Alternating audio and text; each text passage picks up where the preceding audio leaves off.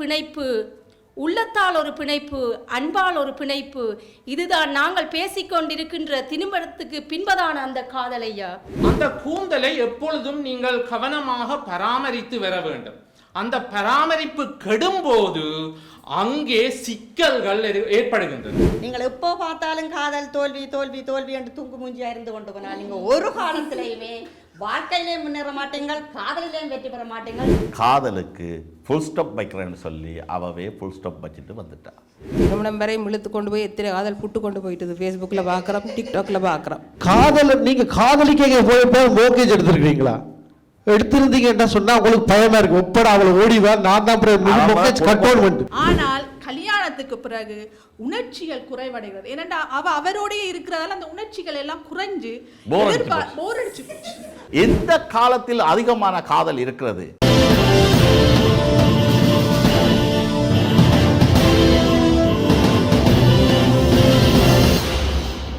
தமிழ் அன்னையை வழங்கி எமது பட்டிமன்றத்தை தொடங்கலாம் என்று எண்ணுகின்றோம். அன்பார்ந்த மெய்வழி தொலைக்காட்சியின் நேயர்கள் அனைவருக்கும் எமது காதலர் தின நல்வாழ்த்துக்களை தெரிவிப்பதில் மிக மகிழ்ச்சி அடைகின்றேன். இந்த காதலர் தினத்தில் எம்மோடு பட்டிமன்றத்தில் பேச வந்திருக்கின்ற இரு அணிகளும் சபையோர்கள் மற்றும் பெரியோர்கள் எல்லோரையும் வணங்கி, காதல் எல்லோரிடமும் வாழ வேண்டும், காதல் துளிர்த்து நிற்க வேண்டும் என்று கேட்டு இந்த காதலர் தினத்தில் நாங்கள் உங்கள் முன் ஒரு பட்டிமன்றத்தினை முன்னெடுக்கலாம் என்று எண்ணி இருக்கின்றோம். காதல் இல்லாத வாழ்க்கை என்பது யாருக்கும் இருக்காது. காதல் ஒவ்வொரு பருவத்திலும் ஒவ்வொரு காலகட்டத்திலும் எல்லாரையும் ஏதோ ஒரு வழியில் கடந்து செல்லும். நீங்கள் அந்த காதலை அனுபவிக்கவில்லை என்றால் இந்த மானிடராக பிறந்ததிலேயே ஒரு பிரயோசனம் இல்லாமல் போய்விடும். நீங்கள் காதலை சிறப்பாக அனுபவிப்பவர்களாக இருந்தால் மட்டும்தான் இந்த பிறப்பின் பயனை நீங்கள் அடைவீர்கள். அப்படி நாங்கள் பார்க்கின்ற இந்த காதல் என்றால் என்ன? காதல் யாருக்கும் இடையில் வருகிறது. எப்படி இது பரிணமிக்கிறது? எங்கு எல்லாம் அது சிறப்படைந்து செல்கிறது? காதலின் திசைகள் எப்படி மாறுகின்றன? எப்படியெல்லாம் காதலை கொண்டாடுகிறார்கள்? இப்பொழுது நீங்கள் பார்த்தீர்களாக இருந்தால் இந்த காதலர் தினம் என்பது ஒரு மிக முக்கியமான கொண்டாட்டமாக உலகம் முழுவதிலும் மத, இனம், மொழி, வேதம் இல்லாமல் இந்த காதலர்களை கொண்டாடி கொண்டிருக்கிறார்கள். இதில் இருந்து என்ன தெரிகிறது? எல்லோரிடத்திலும் இருக்கின்ற காதல் அவ்வளவு அப்பட்டமாக வெளிப்படுகின்ற ஒரு தன்மையை நாங்கள் பார்க்கின்றோம். இந்த காதலில் நாங்கள் என்னத்தை சொல்ல விரும்புகின்றோம் என்றால், இது ஒரு இயற்கையின் நியதி. ஒரு ஆணின் மீது ஒரு பெண்ணுக்கும், ஒரு பெண்ணின் மீது ஒரு ஆணுக்கும் காதல் வருவதென்பது ஒரு இயற்கையின் நீதி. உங்களுடைய உடல் வளர்ச்சி, அதாவது உங்கள் உடல் மாற்றங்கள், உடல் தேவைகள் இப்படியெல்லாம் மாறுகின்ற போது இந்த காதலும் உங்களுடன் சேர்ந்து வருகின்றது. காதலை கண்ணால் காண முடியாது, ஆனால் மனதால் உணர முடியும். அந்த காதலை நாங்கள் எப்படி புரிந்து கொள்கின்றோம், அல்லது எப்படி நாங்கள் வெளியில் கொடுக்கின்றோம், மற்றவர்களுடன் எப்படி நாங்கள் அதை பகிர்ந்து கொள்கின்றோம் என்பதை பொறுத்துத்தான் இந்த காதலின் ஆழம் வெளிப்படும். மனிதர் உணர்ந்து கொள்ள இது மனித காதல் அல்ல, அதையும் தாண்டி புனிதமானது என்று எல்லோரும் காதலிப்பவர்கள் அவ்வளவு பேரும் தங்களுடைய காதலை அவ்வளவு திறமையாக கொண்டாடுகிறார்கள். உங்களுக்கு தெரியும், காதல் என்பது வந்துவிட்டால்தான் அங்கு நிறைய எங்களுடைய மாற்றங்கள், மற்றவர்கள் மீது வைத்திருக்கின்ற அக்கறைகள், அவர்களுக்காக நாங்கள் செய்ய தயாராக இருக்கின்ற தியாகங்கள், அவர்களை நாங்கள் எப்படி பொறுப்போடு பார்த்து கொள்வோம் என்ற விடயங்கள் எல்லாவற்றையும் நாங்கள் ஒன்றின் பின் ஒன்றாக அவர்களுக்கு நாங்கள் நிரூபித்து காட்டிக்கொண்டே இருப்போம். இப்படிப்பட்ட காதல் எல்லா இடங்களிலும் நிரவி இருக்கிறது. ஆனால் இந்த காதல் எப்போ இந்த காதலா நல்லதா வாழுது என்றதை பார்க்கறது தான் இந்த பட்டிமன்றத்தின் வேலை. இங்கு நாங்கள் காதல், கல்யாணம், வாழ்க்கை என்ற அந்த அடிப்படையில் காதல் என்பது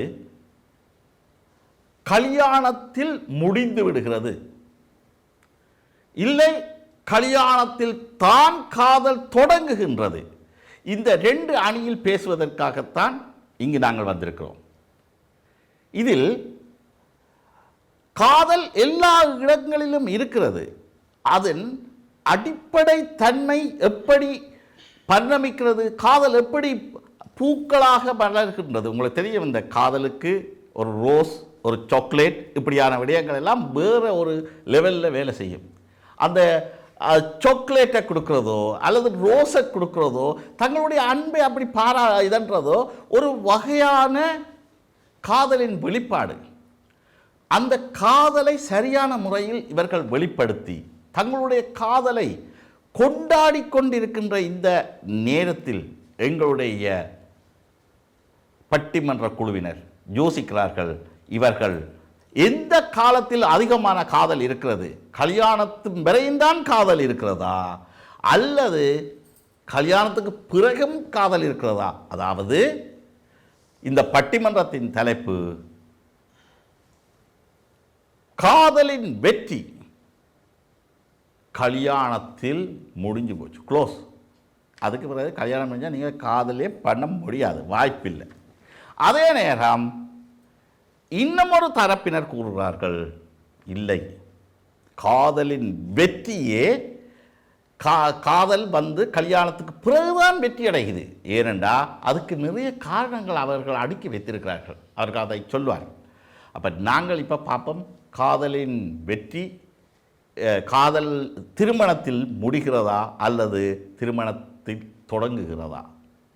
இப்பொழுது திருமணத்தில் தொடங்குகின்ற அணியில் பேசுவதற்காக வந்திருக்கின்ற பேச்சாளர்கள் திருமதி ஜசோ ரிச்சர்ட், அது இடது பக்கத்தில் அமைந்திருக்கிறார்கள். அவர் இந்த காதலின் வெற்றி கல்யாணத்தில் தான் தொடங்குகிறது. அவர் அனுபவசாலி, திருமணமானவர். தனது அனுபவத்தை உங்களுக்கு பகிர்ந்து சொல்லுகிறார். இந்த காதலின் வெற்றி, உண்மையான காதலின் வெற்றி திருமணத்தில் தான் தொடங்குகிறது என்று. இவர் ஒரு தமிழ் ஆசிரியர், கவிதைகள் எழுதக்கூடியவர், தமிழ் பற்றாளர்கள். அடுத்ததாக இடையில் அமர்ந்திருப்பவர் கார்த்திக் புலேந்திரன். இவர் ஒரு தமிழ் ஆசிரியர். அதே போன்று ஒரு குவான்டிட்டி சர்வேயர். அது மட்டுமில்லாமல் ஒரு தமிழ் பற்றாளரும் கூட. இறுதியில் அமர்ந்திருப்பவர் ரேணுகா உதயகுமார், கவிஞர். அவர் காதலுக்கும் கவிதைக்கும் பெரிய தொடர்பு இருக்குது. எப்போ எல்லாம் காதல் வருதோ, எழுத வாசிக்க தெரியாதவரே கவிதை எழுதி கொடுப்பார். அப்போ அவர் காதல் கல்யாணத்தில் தான் தொடங்குகிறது என்பதை கவிதையின் நயத்தோடு சொல்வார் என்று நாங்கள் நம்புகிறோம். அதே மாதிரி எதிரணியில் பேச வந்திருக்கிறவர்கள் கல்யாணம் வரைக்கும் தானுங்கோ காதலே வரும், அதுக்கு பிறகு காதலாவது கத்தரிக்காயாவது அதெல்லாம் வாய்ப்பில்லை. நாங்கள் படுற சீரழிவுக்கு இந்த வயதில் கல்யாணம் முடிஞ்சிட்டது தானே, பிறகு என்னதுக்கு காதல் தேவையில்லை, முடிஞ்சு போச்சு. முன்னுக்கு இருந்து நாங்கள் சின்ன வயதில் பார்த்தோம், பரவசமாயினம், அண்ணலும் நோக்கினால் அவரும் நோக்கினான் அப்படி என்று சொல்லி அது ஒரு கிடுகிடுப்பான காலம். அந்த நேரத்தில் தான் காதலிக்கணும். இது வீட்டை இருக்கிற மனுஷியே அல்ல வீட்டை இருக்கிற புருஷனை காதலிச்சா என்ன கல்யாணம் திடீர்னு போய் I love you my dear டார்லிங்னு சொன்னால் உனக்கு என்ன கிறுக்கா பிடிச்சது? நீ திடீர்னு வந்து I love you my dear டார்லிங்னு சொல்கிறாய், நல்லா தானே இருந்தது என்று சொல்லுவாங்க. ஆனால் இளம் வயதில் அந்த காதலை சொல்கிற நேரம் இப்படி ஒரு வார்த்தையை சொல்லிட்டா அந்த வார்த்தையே அன்று முழுக்க ஒரு பரவசமாக இருக்கும். அந்த காதலை அனுபவிக்கின்ற தன்மை இருக்கும். சைக்கிளில் போகிறதும் பின்னேரத்தில் பார்க்குறதும் கதைக்கிறதும் களவாக கதைக்கிறதும் அந்த நேரங்களில் வர அந்த காதலின்ற உணர்ச்சி வந்து கல்யாணத்துக்கு பிறகு வரும்ன்றது வாய்ப்பில்லை. இங்கே தான் இருக்குது காதல். காதல் கல்யாணம் முடிஞ்சதுண்டா அவ்வளவுதான், ஆட்டம் க்ளோஸ் அப்படின்னு சொல்கிறாங்க. முதலாவதாக பேச வந்திருக்கிறது சதீஷ் அவர்கள், அணித்தலைவராக இருக்கிறார். எமது பட்டிமன்ற குழுவின் ஒரு சிறந்த பேச்சாளர். அது மட்டுமல்லாமல் பல்துறை வித்தகர், நாடகம், கவிதை, புத்தக ஆய்வுகள், பேச்சரங்கங்கள் போன்றவற்றில் தனது காலடியை பதித்து கொண்டு வருபவர். இப்பொழுது பட்டிமன்றத்திலும் தொடர்ச்சியாக தனது சிறந்த பேச்சால் தனது பாதத்தை பதித்து கொண்டு வருகிறார். அதே போன்று அடுத்ததாக ரேணுகா சதீஷ், ரேணுகா சுரேஷ், கொஞ்சம் அங்கே இங்கே மாற்றி தூக்கி போட்டுட்டோம், அதான் பிரச்சனை. இதுக்காக சுரேஷ் தயவுசெய்து நீங்கள் கோபிச்சிடாதீங்க, நான் மேலே உள்ளதையும் கீழே உள்ளதையும் சேர்த்து வாசிச்சிட்டேன், அதான் பிரச்சனை. அப்புறம் குடும்பத்தில் பிரச்சனை வந்துடக்கூடாது. ரேணுகா சுரேஷ் அவர்கள், அவர் வந்து அவருக்கு தெரியும், அவருக்கு தெரியாத கணக்கும் இல்லை, அவருக்கு தெரியாத வழக்கும் இல்லை, ஒரு அக்கௌண்டன்ட் ஆனவடினால அவருக்கு எந்த நம்பரை எங்கே போடணுமென்று சரியாக தெரியும். அவர் சரியாக அதை ஹேண்டில் பண்ணி கொள்வார் என்று நாங்கள் நினைக்கிறோம். அதுக்கு நாங்கள் அவரையும் வரவேற்று கொண்டு அடுத்ததாக ஜெயராணி. இப்போ என்னென்னா கணவர் மாற்ற பேரை பார்க்க நாங்கள் வடிவாக பார்த்து சொல்லுவோம், மாறிக்கிற சொல்லிவிட்டோம்னா அப்புறம் நெடுக மன்னிப்பு கேட்குற மாதிரி போயிடும். ஜெயராணி சகாதேவன் அவர்கள் ஒரு வீணை இசை ஆசிரியை. வீணை ஒரு மிகவும் அழகான வாத்தியம், ரம்யமானது, மனதை சந்தோஷப்படுத்தக்கூடியது. அப்படி இருக்கிற அந்த வாத்தியத்தை பிள்ளைகளுக்கு சொல்லிக் கொடுக்கின்ற ஒரு ஆசிரியை. அவரும் தமிழ் பற்றாளர். இவர்கள் எல்லோரும் தங்களது வாதங்களை இனி வைக்க இருக்கிறார்கள். இப்பொழுது திருமணத்தில் காதல், திருமணத்திற்கு பிறகுதான் காதல் வெற்றி பெறுகிறது என்ற அணியைச் சேர்ந்த திருமதி ஜசோதா ரிச்சர்ட் அவர்கள் தனது வாதத்தை வைக்க வருகிறார்கள்.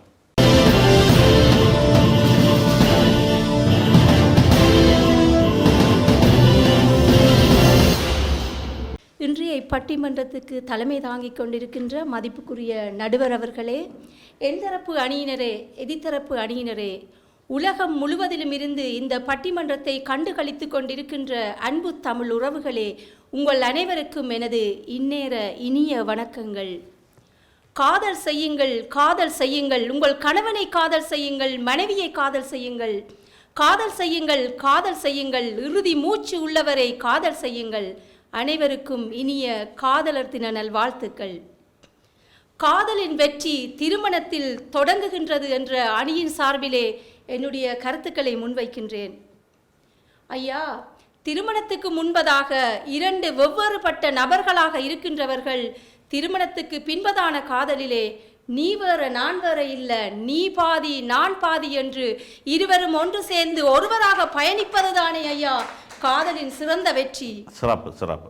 அங்கே ஒருவர் கவலைப்பட்டால் மற்றவரும் கவலைப்படுவார், ஒருவர் சந்தோஷமாக இருந்தால் மற்றவரும் சந்தோஷப்படுவார். உடலால் ஒரு பிணைப்பு, உள்ளத்தால் ஒரு பிணைப்பு, அன்பால் ஒரு பிணைப்பு, இதுதான் நாங்கள் பேசிக்கொண்டிருக்கின்ற திருமணத்துக்கு பின்பதான அந்த காதலையா. கவிஞர் காளிதாசன் அவர்கள் எழுதிய ஒரு பாடல் வரிகள் எனக்கு ஞாபகத்துக்கு வருகின்றது. 7 ஜென்ம பந்தம் மனைவி என்பது இதில் நீ வேறு நான் வேறு யார் சொல்வது?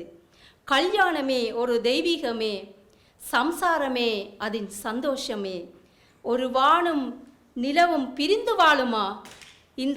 இந்த கவி வரிகளை மிகவும் அழகாக சொல்லுகின்றது திருமணத்துக்கு பின்பதான காதல் எவ்வளவு சிறந்த ஒரு காதல் என்பதை. திருமணத்துக்கு முந்தைய ஒரு காதல் எப்படிப்பட்டது தெரியுமா? அது ஒரு கனவு மாதிரி, கனவு காண்ற மாதிரி. ஆனால் அந்த காதல் மெய்ப்பட வேண்டும் என்று சொன்னால் அது எங்களுடைய திருமணத்துக்கு பின்பற்ற அந்த காதலில் மாத்திரம்தான் அது மெய்யான காதலாக மாறும் என்பதை எதிர்த்தரப்பினருக்கு நான் கூறிக்கொள்ள விரும்புகின்றேன். அந்த காதலில் தான் மரியாதை இருக்கின்றது, நம்பிக்கை இருக்கின்றது, பொறுப்பு இருக்கின்றது, மன்னிப்பு இருக்கின்றது, அன்பு இருக்கின்றது, உடலால் உள்ளத்தால் எல்லாவற்றாலும் ஒரு அந்நியோன்னியம் இருக்கின்றது. அந்த காதல் தான் சிறந்த ஒரு காதல். ஐயா, திருமணத்துக்கு முன்பதான உங்களுடைய காதல் எப்படி இருக்கின்றது தெரியுமா? அண்ணன் பார்த்து விடுவாரோ, மாமன் பார்த்து விடுவாரோ, அப்பா பார்த்து விடுவாரோ, பக்கத்து வீட்டுக்காரர் பார்த்து விடுவாரோ என்று ஒளிந்து பயந்து நடுங்கி சந்திகளுக்குள்ளும் பொந்துகளுக்குள்ளும் ஒளிந்து ஓடி காதல் செய்வதுதான் ஐயா உங்களுடைய காதல். ஆனால் திருமணத்துக்கு பிற்பட்ட எங்களுடைய காதல் எப்படி இருக்கின்றது தெரியுமா? அங்கே எங்களுக்கு லைசன்ஸே தந்து விடுவார்கள் ஐயா. நாங்கள் தாராளமாக ஏராளமாக காதல் செய்யலாம். அங்கே கேள்வி கேட்பதற்கு யாரும் வரமாட்டார்கள். ஒரு கணவன் மனைவி தோளுக்கு மேலே கையை போட்டுக்கொண்டு கையை கோத்துக்கொண்டு நடந்து போனால் பார்க்குறவர்கள் என்ன சொல்லுவார்கள் தெரியுமா? ஆஹா, என்ன ஒரு அந்நியோன்னியமான அன்பான ஒரு கணவன் மனைவி என்று எங்களுடைய காதலை புகழுவார்கள். ஆனால் உங்களுடைய காதலை என்ன சொல்லுவார்கள் தெரியுமா? நீங்கள் காதலிக்கிட்ட போது தோளுக்கு மேலே கை போட்டுக்கொண்டோ கையை பிடிச்சி கொண்டு போனால் என்ன வளர்ப்பு வளர்த்துருக்கிறார்களோ தெரியல. காதலுக்கு படிக்கிற வயசில் காதலும் கத்தரிக்காயும் என்று சொல்லி முகம் சுளிக்கிற மாதிரி தான் உங்களுடைய காதலை அவர்கள் சொல்லுவார்கள். திருமணத்துக்கு பின்பான எங்களுடைய காதல் தான் புனிதமான காதல், சிறந்த காதல் என்பதை நான் இந்த இடத்திலே கூறிக்கொள்கின்றேன். அதே போல ஐயா, திருமணத்துக்கு பின்பதான எங்களுடைய காதலில் நிறைய பொறுப்புகள் இருக்கின்றது தான். அதை நிச்சயமாக எதிர்த்தரப்பினர் சொல்லுவார்கள் என்று எனக்கு தெரியும். உண்மையில பொறுப்புகள் இருக்கின்றது தான். ஆனால் அந்த பொறுப்புகளின் மத்தியிலும் எங்களுடைய காதல் தொடருது என்று சொன்னால் அதுதானே ஐயா உண்மையான காதல். சுகமான சுமைகள் நடுவர் சொல்லுவது போல இது அவர்கள் சொல்லுகிறது எப்படி தெரியுமா? எல்லாமே சுகமா இருக்கிற போது நாங்கள் காதலிப்போமாம், நாங்கள் ஒன்று சேர்ந்து எல்லாம் செய்வோமாம். ஒரு பிரச்சனை என்று வருகின்ற போது, ஒரு பொறுப்புகள் என்று வருகின்ற போது, ஐயோ ராசா என்னை விட்டுரெண்டு விலகி ஓடுவதைப் போல அல்லவா இருக்கின்றது. 1000 சுனாமிகள் இதயத்தினுள் அடியெடுத்து வைத்தாலும் அத்தனையையும் தவிடுபொடியாக்கிவிட்டு தொடர்வதுதானே ஐயா உண்மையான காதல். அந்த காதல் தான் திருமணத்துக்கு பிற்பட்ட எங்களுடைய காதல். இதை சொல்லிக்கொண்டிருக்கின்ற போது எனக்கு ஒரு பாடல் வரிகள், கவிஞர் வாலி அவர்கள் எழுதிய ஒரு பாடல் வரிகள் எனக்கு ஞாபகம் வருகின்றது. வாலிபங்களோடும் வயதாக கூடும், ஆனாலும் அன்பு குறையாதது, மாலையிடும் சொந்தம் முடி போட்ட பந்தம் பிரிவென்ற சொல்லை அறியாதது, அழகான மனைவி அன்பான துணைவி அமைந்தாலே பேரின்பமே என்று ஐயா அந்த பாடல் அப்படியே தொடர்கின்றது. நல்ல மனையாளின் நேசம் ஒரு கோடி, சந்தோஷ சாம்ராஜ்யமே. அந்த சந்தோஷ சாம்ராஜ்யம் அமைய வேண்டும் என்று சொன்னால் அது திருமணத்திற்கு பிற்பட்டதான எங்களுடைய காதலிலே மாத்திரம்தான் சாத்தியமாகும். இந்த கணவன் மனைவிக்கிடையில சின்ன சின்ன பிரச்சனைகள் எல்லாருக்குள்ளும் வரும். பிரச்சனைகள் வந்து அங்கே அவர்கள் சமாதானமாகும் போது இருக்கின்றதே ஒரு சுகம். அந்த கணவன் மனைவியை பார்த்து சொல்லுவார், சரியம்மா ஏதோ ஒரு கோபத்தில் நான் உன்னை பேசிச்சேன், மன்னிச்சு கொள்ளென்று. அதற்கு அந்த மனைவி சொல்லுவார், இட்ஸ் ஓகே, பரவாயில்லை, நீங்கள் தானே பேசுனீங்க என்று. அவர்கள் இருவரும் அந்த இடத்திலே சமரசம் படுகின்ற போது இருக்கின்றதே ஒரு காதல் உணர்வையா. அதை அனுபவித்து பார்த்தவர்களுக்கு மாத்திரம்தான் அது புரியும். நடக்குதா? அது எல்லா குடும்பத்திலும் நிச்சயமாக நடக்கும் நடுவர் அவர்களே. உங்கள் குடும்பத்திலும் பல தடவைகள் நடந்திருக்கும். அப்படி நாங்கள் சமரசமாகின்ற போது அங்கே வருகின்றதே ஒரு காதல் உணர்வு. அது உண்மையாக அதை வார்த்தைகளால் விவரிக்க முடியாது. அது திருமணத்துக்கு பிற்பட்ட அந்த காதலில் தான் அது சாத்தியம். அதே போல நீங்கள் திருமணத்துக்கு முன்பதாக இருக்கின்ற போது ஒருவருடைய சுயரூபத்தை உங்களால் பார்க்க முடியாது. காதலிக்கின்ற போது வண்டிலாக கதை விடுவாங்க, நிறைய கதை விடுவாங்க. என்னென்னு சொல்லுவாங்கன்னு சொன்னால், தங்களை ஹீரோயின் மாதிரி காட்டிக்கொள்வார்கள், அன்பானவர்கள் போல, திறமையானவர்கள் போல தங்களை காட்டிக்கொள்வார்கள். இதற்கு நான் எழுதிய ஒரு சின்ன ஒரு கவிதை ஒன்றை சொல்கின்றேன். மன்மதனாய் நீ வந்தபோது நினைத்தேன் நீதான் ஹீரோ என்று, பிறகுதான் தெரிந்தது நீ வெறும் ஜீரோ என்று. ஹீரோ ஹோண்டாவில் நீ வந்தபோது நினைத்தேன் வசதி படைத்தவன் என்று, பிறகுதான் தெரிந்தது அது இரவல் பைக் என்று. இந்த கவிதையை வாசிக்கின்ற போது எனக்கு சிரிப்பாக இருக்கின்றது. எப்படி என்றால், திருமணத்துக்கு முற்பட்டதான உங்களுடைய காதல்கள் எல்லாம் எப்படி இருக்கின்றது? வெறும் ஏமாற்று காதலும் போலி காதலுமாகத்தான் இருக்கின்றது. திருமணத்துக்கு பின்பதாக இருக்கின்ற காதல்கள், அங்கே சுயரூபங்கள் வெளிப்பட்டாலும் கூட அந்த கணவன் மனைவியாக அவர்கள் வருகின்ற போது ஒருவருடைய சுயரூபங்கள் இந்த திருமணத்தில் அவர்கள் தங்களை நல்ல விஷயங்களை மாத்திரம் வெளிப்படுத்தி தங்களுக்குள்ள இருக்கின்ற அந்த மைனஸ் விஷயங்களை அவர்கள் மறைத்தாலும் கூட, ஆனால் திருமணம் செய்த பின்பு அந்த உண்மையான சுயரூபம் அங்கே வெளிப்பட்டாலும் அது எல்லாவற்றையும் தாங்கி சகித்து அந்த அன்பு தொடருதென்றா அதுதானே ஐயா சிறந்த அன்பு. அங்கே ஓடவும் மேலாது, ஒழிக்கவும் மேலாது. அவை அனைத்தையும் தாங்கிக் கொண்டு பயணிக்கின்ற அந்த அன்பு தானே சிறந்த அன்பு. இதில் நான் உங்களிடத்தில் ஒரு கேள்வி கேட்கிறேன். இதில் இருக்கிற எங்கள் எல்லாருடைய அம்மா அப்பாவும் அவர்களுடைய காதல்கள் திருமணத்திலே அவங்க முடிந்திருந்தால் இன்று நானும் இல்லை நீங்களும் இல்லை. அவர்களுடைய காதல் எல்லாம் திருமணத்தை கடந்தும் தொடர்ந்தபடியால் தான் இன்று நானும் இந்த இடத்திலே பட்டிமன்றத்தில் பேசிக்கொண்டிருக்கிறேன், நீங்களும் பேசிக்கொண்டிருக்கின்றீர்கள். உண்மையாக நாங்கள் எல்லாம் காதலின் சாட்சிகள். சிறப்பு. உண்மையாக ஒரு 2 வருடங்களுக்கு முன்பதாக நடந்த ஒரு சம்பவம். என்னுடைய தாயார் கேன்சர் நோயால் பாதிக்கப்பட்டு ஒரு 4-5 தடவைகள் வைத்தியசாலையில் அனுமதிக்கப்பட்டிருந்தார். அந்த நேரமெல்லாம் சுகமாக இருந்த என்னுடைய அப்பா திடீரென்று அவரும் நோய்வாய்ப்பட்டு பக்கத்து போர்டில் அவரும் போய் அனுமதிக்கப்பட்டு விடுவார். இதை பார்த்தபோது எங்களுக்கே ஆச்சரியமாக இருந்தது. இதில் என்ன நான் சொல்ல வரேன், அவர்களுடைய காதலின் பிணைப்பு, அந்த அன்பு அது எப்படி இருந்தது என்பதை அந்த இடத்தில் எங்களால் கண்டுகொள்ளக்கூடிய மாதிரி இருந்தது. இது திருமணத்துக்கு பின்பதான எங்களுடைய காதலில் தான் சாத்தியமாக இருக்கின்றது. எனவே இது மனிதன் உணர்ந்து கொள்ள இது மனித காதல் அல்ல, அதையும் தாண்டி புனிதமானது. எனக்கான நேரம் முடிவடைந்து விட்ட காரணத்தில் இன்னும் நிறைய பாயிண்ட்ஸ் இருக்கு, ஆனாலும் எனக்கான நேரம் முடிவடைந்து விட்டபடியால் மீண்டும் தொகுப்புரையில் சந்திப்பேன் என்பதை கூறி, திருமணத்துக்கு பிற்பட்டதான எங்களுடைய காதல் தான் சிறந்த காதல் என்பதை நான் இந்த இடத்தில் ஆணித்தரமாக கூறி நன்றி கூறி விடைபெறுகின்றேன். நன்றி. அருமை அருமை, மிகவும் அருமையான வாதத்தை வைத்திருக்கின்றார்.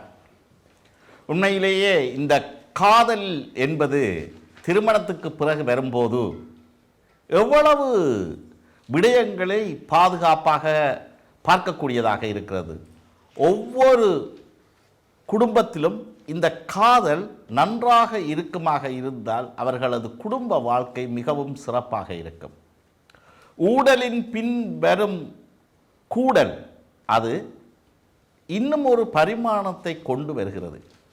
எவ்வளவுதான் கோபங்கள் இருந்தாலும், கருத்து வேறுபாடுகள் இருந்தாலும், அவர்களுக்கு மீது மற்றவர்கள் காட்டுகின்ற பரிவு, அவர்கள் மீது காட்டுகின்ற அன்பு, இப்படியெல்லாம் நடக்கிற நேரம் என்ன நடக்க வேண்டாம், நீங்கள் என்ன கூட பேசிட்டீங்க, நான் எதிர்பார்க்கல நீங்கள் இப்படியெல்லாம் சொல்லுவீங்கன்று நீங்கண்டா, அவர் உடனே சொல்லுவேன், சரி சரி இப்போ என்ன நான் தானே சொன்னான், உன்னை நான் பேசாமல் வேறு யார் பேசுகிறது, பேசிட்டேன், சரி வாங்கோ, இதுக்கு பரிகாரமாக நான் உனக்கு அதை வாங்கித்தாரன் இதை வாங்கித்தாரன்னு சொல்கிறது மட்டுமில்லை, அது நடக்கும். ஆனால் கல்யாணத்துக்கு முன் இருக்கிற காதலில் பொருளாதாரமும் இருக்காது, பொறுப்புணர்ச்சியும் இருக்காது என்று கூறி ஜசோ அவர்கள் மிகவும் அருமையான கருத்துக்களை முன்வைத்திருக்கிறார், மிகவும் சிறந்த புள்ளிகளை பெற்றிருக்கிறார். எங்கே இந்த பட்டிமன்றத்தின் சார்பாக அவருக்கான பாராட்டுக்களை தெரிவித்துக் கொள்வோம். சிறப்பு, வாழ்த்துக்கள். இப்போ கல்யாணத்துக்கு முன் தான் காதல், அதாவது திருமண வாழ்க்கையின் பிறகு இந்த காதல் அற்றுப்போகிறது. காதலின் வெற்றி திருமணத்துக்கு முன்புதான், அதாவது திருமணத்தில் முடிவடைகிறது என்று இந்த பேச வருகின்ற அணியின் தலைவர் சதீஷ் அவர்களுக்கான நேரம் இப்பொழுது. எங்கே அவருக்கான பாராட்டை தெரிவித்து அவரை ஊக்கப்படுத்துவோம்.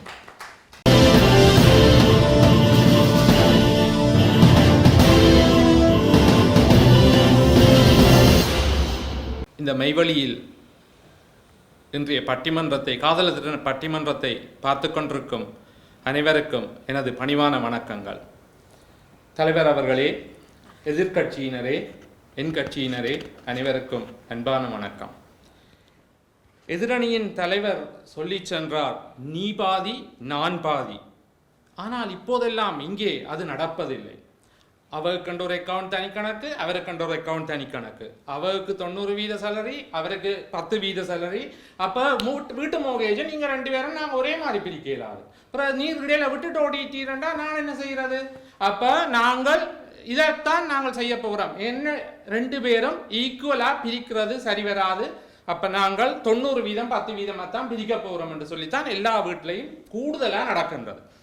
அடுத்ததாக சொன்னார், காதல் ஒரு கனவு என்று சொன்னார். நாங்கள் அதை ஏற்றுக்கொள்கின்றோம். காதல் என்பது ஒரு கனவு. அது கல்யாணத்தில் முடியும் பொழுது அங்கே அடுத்த நகர்வுக்கு காதல் என்பது நிறைவுற்று கல்யாணம் என்பதில் புதுவிதமான பரிமாணங்கள் தொடங்குகின்றன. காதல் என்றால் என்ன? ஒரு வகையான ஈர்ப்பு, ஒரு வகையான கவர்ச்சி, அன்ஒஃபிஷியல் அக்ரிமெண்ட். இதுதான் இங்கு நடக்கின்றது. திருமணத்திற்கான ஒரு ஆரம்ப புள்ளி, கிடைத்த துணையை தக்க வைத்துக் கொள்வதற்கான ஒரு போராட்டம் தான் அது காதல். காதல் ஒரு என்னென்று சொல்வதென்றால், நடுவர் அவர்களை காதலை பெண்களின் கூந்தலுடன் ஒப்பிடலாம். கூந்தலுடன் ஒப்பிடலாம். ஏனென்று சொன்னால், அந்த கூந்தலை எப்பொழுதும் நீங்கள் கவனமாக பராமரித்து வர வேண்டும். அந்த பராமரிப்பு கெடும்போது அங்கே சிக்கல்கள் ஏற்படுகின்றன. அது காதல் என்ற இடத்தில் இருக்கும் பொழுது அந்த கூந்தலுக்கான பராமரிப்பு மிக தாராளமாக நடைபெறும். தொடல் தடவல் எல்லாம் நடைபெற்று அந்த கூந்தலுக்கான பராமரிப்பு முடியும் போது திருமணம் என்ற பந்தத்தில் அவர்கள் சிக்கப்படுகின்றார்கள். அந்த திருமணம் என்ற பந்தத்தில் என்று சொல்லும்போது, திருமணம் என்றால் என்ன? ஒரு ரெஜிஸ்டர்ட் ஆன அக்ரிமெண்ட். அங்கு காதல் இல்லை. அங்கு ஒரு 2 பேர் கையெழுத்திடப்பட்ட ஒரு பேப்பர் தான் உள்ளது. அந்த அக்ரிமெண்ட் அவர்களுடைய வாழ்க்கைக்கான ஒரு தொடக்க புள்ளியாக இருக்கின்றது. அங்கு ட்ரஸ்ட், பிலீஃப் எல்லாம் இல்லாமல் அந்த வெற்று பேப்பருக்கு மட்டுமான கணக்காகத்தான் அங்கு போகிறது. ஒரு சிறு குழந்தையை எடுத்துக்கொண்டீர்கள் என்றால் நடுவரே, அவருக்கு அந்த சிறு குழந்தைக்கு ஒரு சில பொருட்கள் தேவையாக இருக்கும். அம்மா இதை வாங்கித்தாங்கோ, அப்பா இதை வாங்கித்தாங்கன்னு சொல்லி ஆயக்கனை பண்ணி கொண்டு இருக்கும். அந்த பிள்ளைக்கு அந்த பொருளை வாங்கி கொடுத்தவுடன் அந்த பிள்ளை என்ன செய்யும் என்று சொல்லி சொன்னால், அந்த பொருளை வீட்டை வந்துட்டு ஒரு நாள் விளையாடிட்டு தூக்கி போட்டுட்டு தண்டை வேலை பார்க்க போயிடும். வேண்டாம், பிள்ளைக்கு வேறு நிறைய விஷயங்கள் இருக்குது. அதுதான் இங்கே நடந்து கொண்டிருக்கிறது. திருமணத்திலையும் அதே தான் நடக்கின்றது. திருமணத்துக்கு முன்னுள்ள காதல் திருமணம் என்ற பாயிண்ட் வரும் பொழுது இறக்குகின்றது, முடிகின்றது. அடுத்தது காதல், இவர் எதிர்கட்சி தலைவர் சொன்னது போல கற்பனை உலகு. ஏனென்று சொன்னால், அங்கே காதலில் இருக்கும் பொழுது அவர்களின் பலங்கள் மட்டுமே மற்றவர்களுக்கு காட்டப்படும். ஆனால் திருமணம் என்று வரும் பொழுது அந்த பலங்கள் எல்லாம் இழந்து அந்த நிஜ வாழ்க்கை புரிய வழிக்கிடும். அந்த நிஜ வாழ்க்கை புரியும் பொழுது ஒருவருக்கு ஒருவருக்கான விட்டு கொடுப்புகள், அர்ப்பணிப்புகள் இவைகள் எல்லாம் மெதுவாக குறைந்து கொண்டு நீ அதை செய்தாய், நான் இதை செய்தேன், நீ அப்படி செய்தாய், நான் இப்படி செய்தேன், நீ அங்கு போகின்றாய், நான் இங்கு போகின்றேன் என்பதுதான் மேலோங்கி இருக்குமே ஒழிய அங்கு காதல் என்பது துளியும் இல்லாமல் போய்விடுகின்றது. காதலில் காதலன், எக்ஸ், பெஸ்டி, ட்ரஸ்ட், இப்படி பல வகையான ஆட்கள் இருக்கின்றார்கள். திருமணத்தில் கணவன் என்ற ஒருவர் இருக்கின்றார். அந்த கணவன் அந்த மனைவிக்கு இடையிலான உறவு தொடர்ந்து கொண்டு போவதற்கு அதற்கு பின்பு குழந்தைகள் வருகின்றார்கள், பல விதமான செயற்பாடுகள் நடக்கின்றன. அப்படி நடந்து கொண்டு போகும்போது அவர்களுக்குரிய அவசரம், நிதானம் என்பவையெல்லாம் இங்கு தட்டுப்படுகின்றது, குறைகின்றது. காதலில் இருக்கும்போது நடுவர் அவர்களே, மதிமுகமே, மலர் இதழே, ஓவியமே, காவியமே, கண்மணியே, கட்டிக்கரம்பே என கவி பாட முடியும். இது நீங்கள் திருமணம் முடித்த பின்பு போய் உங்கள் வைஃபை பார்த்து இந்த கவிதையை சொன்னீர்களா, அவங்க உங்களுக்கு என்ன விசர் பிடிச்சிட்டு இல்லாட்டி தண்ணி அடிச்சு போட்டு வந்தீங்க உலர்றீரோன்று தான் கேட்பின மொழிய, வேறு எந்த விதமான கருத்துக்களும் பெறப்போவதில்லை தலைவரே.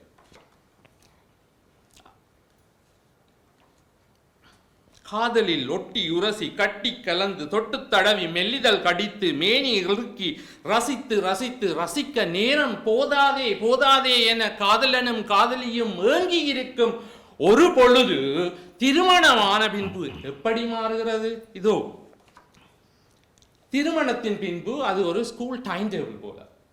விடிய காலம் எழும்ப வேணும், பிள்ளைய ஸ்கூலுக்கு கொண்டு போக வேணும், பிறகு வேலைக்கு போக வேணும், மனைவி சமைக்க வேணும், இல்லாட்டி துணிது வைக்க வேணும், கணவன் வீட்டில் இருந்தால் கணவன் சமைக்க வேணும், துணிது வைக்க வேணும், இப்படி போகிறது. அப்படி போகும் பொழுது இடையில் அவர்களுக்குடையான இல்லீகல் அவர்களுக்கு இடையிலான லௌலீக வாழ்க்கையில் பல சிக்கல்கள் ஏற்படுகின்றன. அது எப்படி போகின்றது என்றால், அங்கு சிவபூசையில் கரடி பூந்தால் போல் எந்த நேரம் கதவு தட்டப்படுமோ என்ற அச்சத்திலேயே அவர்களின் காதல் தொடர்ந்து கொண்டிருக்கின்றது. நடுவர் அவர்களே, அடுத்து முக்கியமாக ஒரு பிரச்சனை ஈகோ பிரச்சனை. நியாயும் நியாயும் யாராகிறாரோ எந்தையும் நுந்தையும் மெம்முறை கேளீர் யானும் நீயும் எவ்வளி அறிந்தும் செம்புல பெயர் நீர் போல அன்புடை நெஞ்சம் கலந்ததுவே என்று காதலில் பாட முடியும் நடுவர் அவர்களே. அது திருமணம் என்ற ஒரு பந்தத்தில் வந்த பின்பு அதுக்கு பிறகு உண்டி அப்பா என்ன செய்தவரென்று எனக்கு தெரியும், உண்டி அம்மா என்ன செய்தவரென்று எனக்கு தெரியும், நீ உண்ட சொந்தம் எனக்கு என்ன செய்தது, இவியல் என்ன செய்தவை, அவையல் என்ன செய்தவை என்று சண்டைகள் தான் ஏற்படுகின்றதை ஒழிய நடுவர் அவர்களே, எந்த நாயும் பூனையும் போல் பிக்கலும் பிடுங்கலும் புரண்டல்களும் தான் நடக்கின்றதை ஒழிய அங்கு வேறு எதுவும் நடப்பதில்லை. அத்தோடு ஒரு திருக்குறள் ஒன்றை சொல்ல ஆசைப்படுகின்றேன் நடுவர் அவர்களே. பாலோடு தேன் கலந்தாற்றோ வாயிலூறிய பனிமொழி வாயில் ஊறிய நீர். காதலின் போது காதலியின் எச்சில் கூட சுவையாக இருக்கின்றது நடுவர் அவர்களே, சுவையாக இருக்கின்றது. நல்லா சுவைச்சு பார்த்துருக்கிறீங்க. இதே சமயத்தில் அது ரசிக்கின்ற தன்மையை கூட்டிக் கொண்டு போகின்றது. ஆனால் திருமணமான பின்பு அவனுக்கும் இடையிலான உரையாடல் பிரஷ் பண்ணிட்டியோ, வாய் மணக்குது, குளிச்சியோ, சாப்பிட்டியோ, அப்படித்தான் போகின்றதை ஒழிய நடுவர் அவர்களே, எந்த விதமான அந்நியோன்ய காதல் தன்மைகள் குறைந்து கொண்டே வருகின்றன. இதற்கு நாங்கள் அதை குற்றம் சொல்லவில்லை நடுவர் அவர்களே. அது கல்யாணத்துக்கு முன்னுக்கு போய்க்க குளிச்சு பல்லு விளக்கெல்லாம் போறோம். கல்யாணத்துக்கு பிறகு யார் குளிக்கலாம், யார் பல்லு விளக்கலாம், அப்படியே போறது தானே, வீட்டுல இருக்கிறது தானே. ஓகே, எனக்கு வந்த பொருள் தானே, என்ன நடக்க போகுது என்ற ஒரு ஏண்டாப்பு. மற்ற நேரம் எல்லாம் முன்பு. இப்போது இங்கு மனிதர்களுக்கு நிற்பதற்கு நேரம் இல்லை. தொடர் வேலைகள், தொடர் பிரச்சனைகள், தொடர் பிரஷர்கள் அவர்களுக்கு. அப்ப அவர்கள் அந்த பிரஷர்களை எல்லாம் தாங்க முடியாமல் அவர்கள் என்ன செய்கிறார்கள் என்றால், அந்த காதலிப்பதற்கான நேரத்தை இவைகளுக்காக சமர்ப்பிக்கின்றார்கள். அடுத்தது எதிராளி சொல்லும்போது சொன்னார், எதிராளியினர் சொல்லும்போது சொன்னார் ஒரு பாடல், வாலியின் பாடல். கொஞ்சம் கூட அங்காலஞ்சால போய் வாரீங்களோ, எதிராளி என்றீங்கள், இல்லீகல் கனெக்ஷன் என்றீங்கள். வாலியின் பாடல் ஒன்று சொன்னார், வாலிபங்களோடும் வயதாக கூடும் ஆனாலும் அன்பு மாறாதது, மாலையிடும் சொந்தம் முடிபோட்ட பந்தம் பிரிவென்ற சொல்லே அறியாதது. உண்மை, ஏற்றுக்கொள்கின்றோம். அந்த படத்தில் பார்த்தீர்களானால் அந்த நடிகர் அந்த பாடலை திருமணத்தில் தோற்ற பின்புதான் பாடுவார். அந்த பாடலை அதுதான் இங்கு நீங்கள் முக்கியமாக நோக்க வேண்டிய ஒரு விஷயம் நடுவர் அவர்களை. கண்கட்டா பிறகுதான் சூரிய நமஸ்காரம். அதேதான் அவருக்கு பிறகு வேறொரு தொடர்பும் ஏற்பட்டுவிடும் அந்த படத்தில். இல்லீகல். எஸ், இப்ப இந்த இல்லீகல் சரியா பொருந்தி. 1000 சுனாமி வந்தாலும் எங்கள் காதல் அழியாது, எங்கள் காதல் முடியாது என்று திருமணமானவர்கள் சொல்லுகின்றார்கள். ஆனால் அங்கு எத்தனை சுனாமிகள் வந்து எத்தனை சுனாமிகளில் பிரச்சனைகளில் சிக்கி சின்னாபின்னப்பட்டு சிதைந்து அவர்கள் மனத்தாலும் உடலாலும் கஷ்டப்பட்டு அவர்கள் வாழ்க்கையை கொண்டிருக்கின்றார்கள் என்பதை நீங்கள் ஏற்றுக்கொள்ள வேண்டும். இறுதியாக ஒரே விஷயம் ஒன்று நடுவர் அவர்களே, ஊடலின் பின் கூடல் சுகம்தான் நடுவர் அவர்களே. அதற்காகவே இப்போது பல வீடுகளில் சண்டைகள் நடந்து கொண்டே இருக்கின்றன. இதுதான் அங்கு போய் அதுக்குத்தான் சண்டை வருது, அதுக்காகத்தான் சண்டை வருது. அப்ப அங்கு அது காதலினால் வரவில்லை நடுவர் அவர்களே. அதையும் தாண்டி மனிதர் உணர்ந்து கொள்ள இது மனித காதல் அல்ல என்பதை போல் அதையும் தாண்டிய விஷயம்தான் இது என்று சொல்லி என்னுடைய உரையை முடிக்கின்றேன். நன்றி, வணக்கம். மிகவும் அருமையான கருத்துக்களை முன்வைத்த சதீஷ் அவர்கள். அவர் கொண்டு வந்த கருத்துக்கள் எதிரணியை திணறடித்திருக்கிறது. உண்மையான காதல் எப்பொழுது ஆரம்பிக்கும்? காதலர் என்றால் யாரு? காதலிகள் என்றால் யார்? காதலிகள் காதலியாகவும் இருக்கலாம், காதலிகளாகவும் இருக்கலாம். அப்படியான ஒரு இளம் வயதில் வருகின்ற ஒரு சந்தோஷமான ஆனந்தமான காதலை எப்படி நீங்கள் குடும்பத்தில் இருந்து கொண்டு அனுபவிக்க முடியும்? குடும்பத்தில் நிறைய சிக்கல், அந்த சிக்கல்களை தீர்த்து முடிப்பதற்கே ஒவ்வொருத்தருக்கும் தங்களுடைய ஆயுளே போதாமல் இருக்கிறது. இதில் காதல் காட்டப்படுகிறதா? ஏனென்றால் இது ஒரு ஒப்பந்தம் செய்யப்பட்டிருக்கிறது. இங்கு ஒப்பந்தம் கைச்சாத்திடப்பட்டிருக்கிறது கணவனுக்கும் மனைவிக்கும் இடையில். அப்போ அவர்கள் காதலை காட்டினாலும் அங்கே தான் இருக்கணும், காதலை காட்டாட்டிலும் அங்கே தான் இருக்கணும். ஏன் வில்லங்கத்துக்கு பிள்ளையை பெற்று விருந்தாளி என்று பெயர் வைக்கணும்? அவர் காட்டாமலே விட்டாச்சு. அதாவது காதல் காட்டப்பட வேண்டிய சந்தர்ப்பம் எப்போ இருந்தது? இளம் வயதில். அப்பொழுது அந்த பெண்ணை தன் வயப்படுத்துவதற்காக அவர் மீது தன் அன்பையும் அக்கறையையும் ஈர்ப்பையும் தெரிவிப்பதற்காக நிறைய சித்து வேலைகள் எல்லாம் செய்ய வேண்டிய ஒரு தேவை இருக்கு. ஆனால் இவள் என்னுடைய மனைவி, எனக்கே உரியவள், என்னை விட்டு அவள் போக போகிறதில்லை. அப்போ நாங்கள் அது எங்களுக்கு உரியதுன்ற உடனே அதன் மீது காட்டப்பட வேண்டிய அக்கறைகளை காட்ட தவறுகிறார்கள். அவர்கள் திருமணத்தின் பின் வாழ்க்கை சரி பிழை என்ற வாதம் இல்லை. என்னென்று அங்கே காதல் பூக்கிறதுக்கான வழி இல்லை, அதற்கான நேரமும் இல்லை, தேவையும் இல்லை. அப்போ அந்த இடத்தில் தங்களுடைய காதலை வெளிப்படையாக கொண்டு வரவும் மேலாது, கொண்டாடவும் மேலாது. அப்போ முதலாவது சந்தர்ப்பத்தில் இளம் வயதில் இருந்த காதல் அல்லது இளம் வயதில் ஏற்பட்ட காதல்கள் குறித்த காலப்பகுதியில், ஏதாவது திருமணம் முடிந்ததின் பின்பு அந்த பாயிண்ட்லேயே காதல் முடிந்தது. அதுக்கு பிறகு காதலை தேடலை. ஏனென்றால் அதுக்கான தேவை இல்லை. டிமாண்ட் அண்ட் சப்ளை முதல் தேவைப்பட்டது காதலிக்க. இப்போ அந்த காதல் காட்ட வேண்டிய அவசியம் இல்லை என்றதை தெளிவாக சொல்லியிருக்கிறேன். அது மட்டும் இல்லாமல் இப்பொழுது இந்த ஒரு மோர்கேஜை பற்றி சொன்னார்.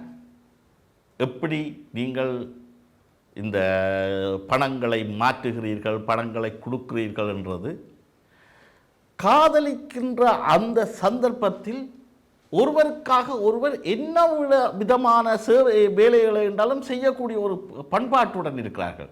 ஆனால் கல்யாணத்துக்கு பின்பு சட்ட ரீதியான தேவைகளுக்கு மட்டும்தான் அவர்களை உபயோகிக்கிறார்களே தவிர தங்களுடைய காதலை வெளிப்படுத்துவதற்காக உபயோகிப்பது மிகவும் குறைவு. அது அற்றே போய்விடுகிறது.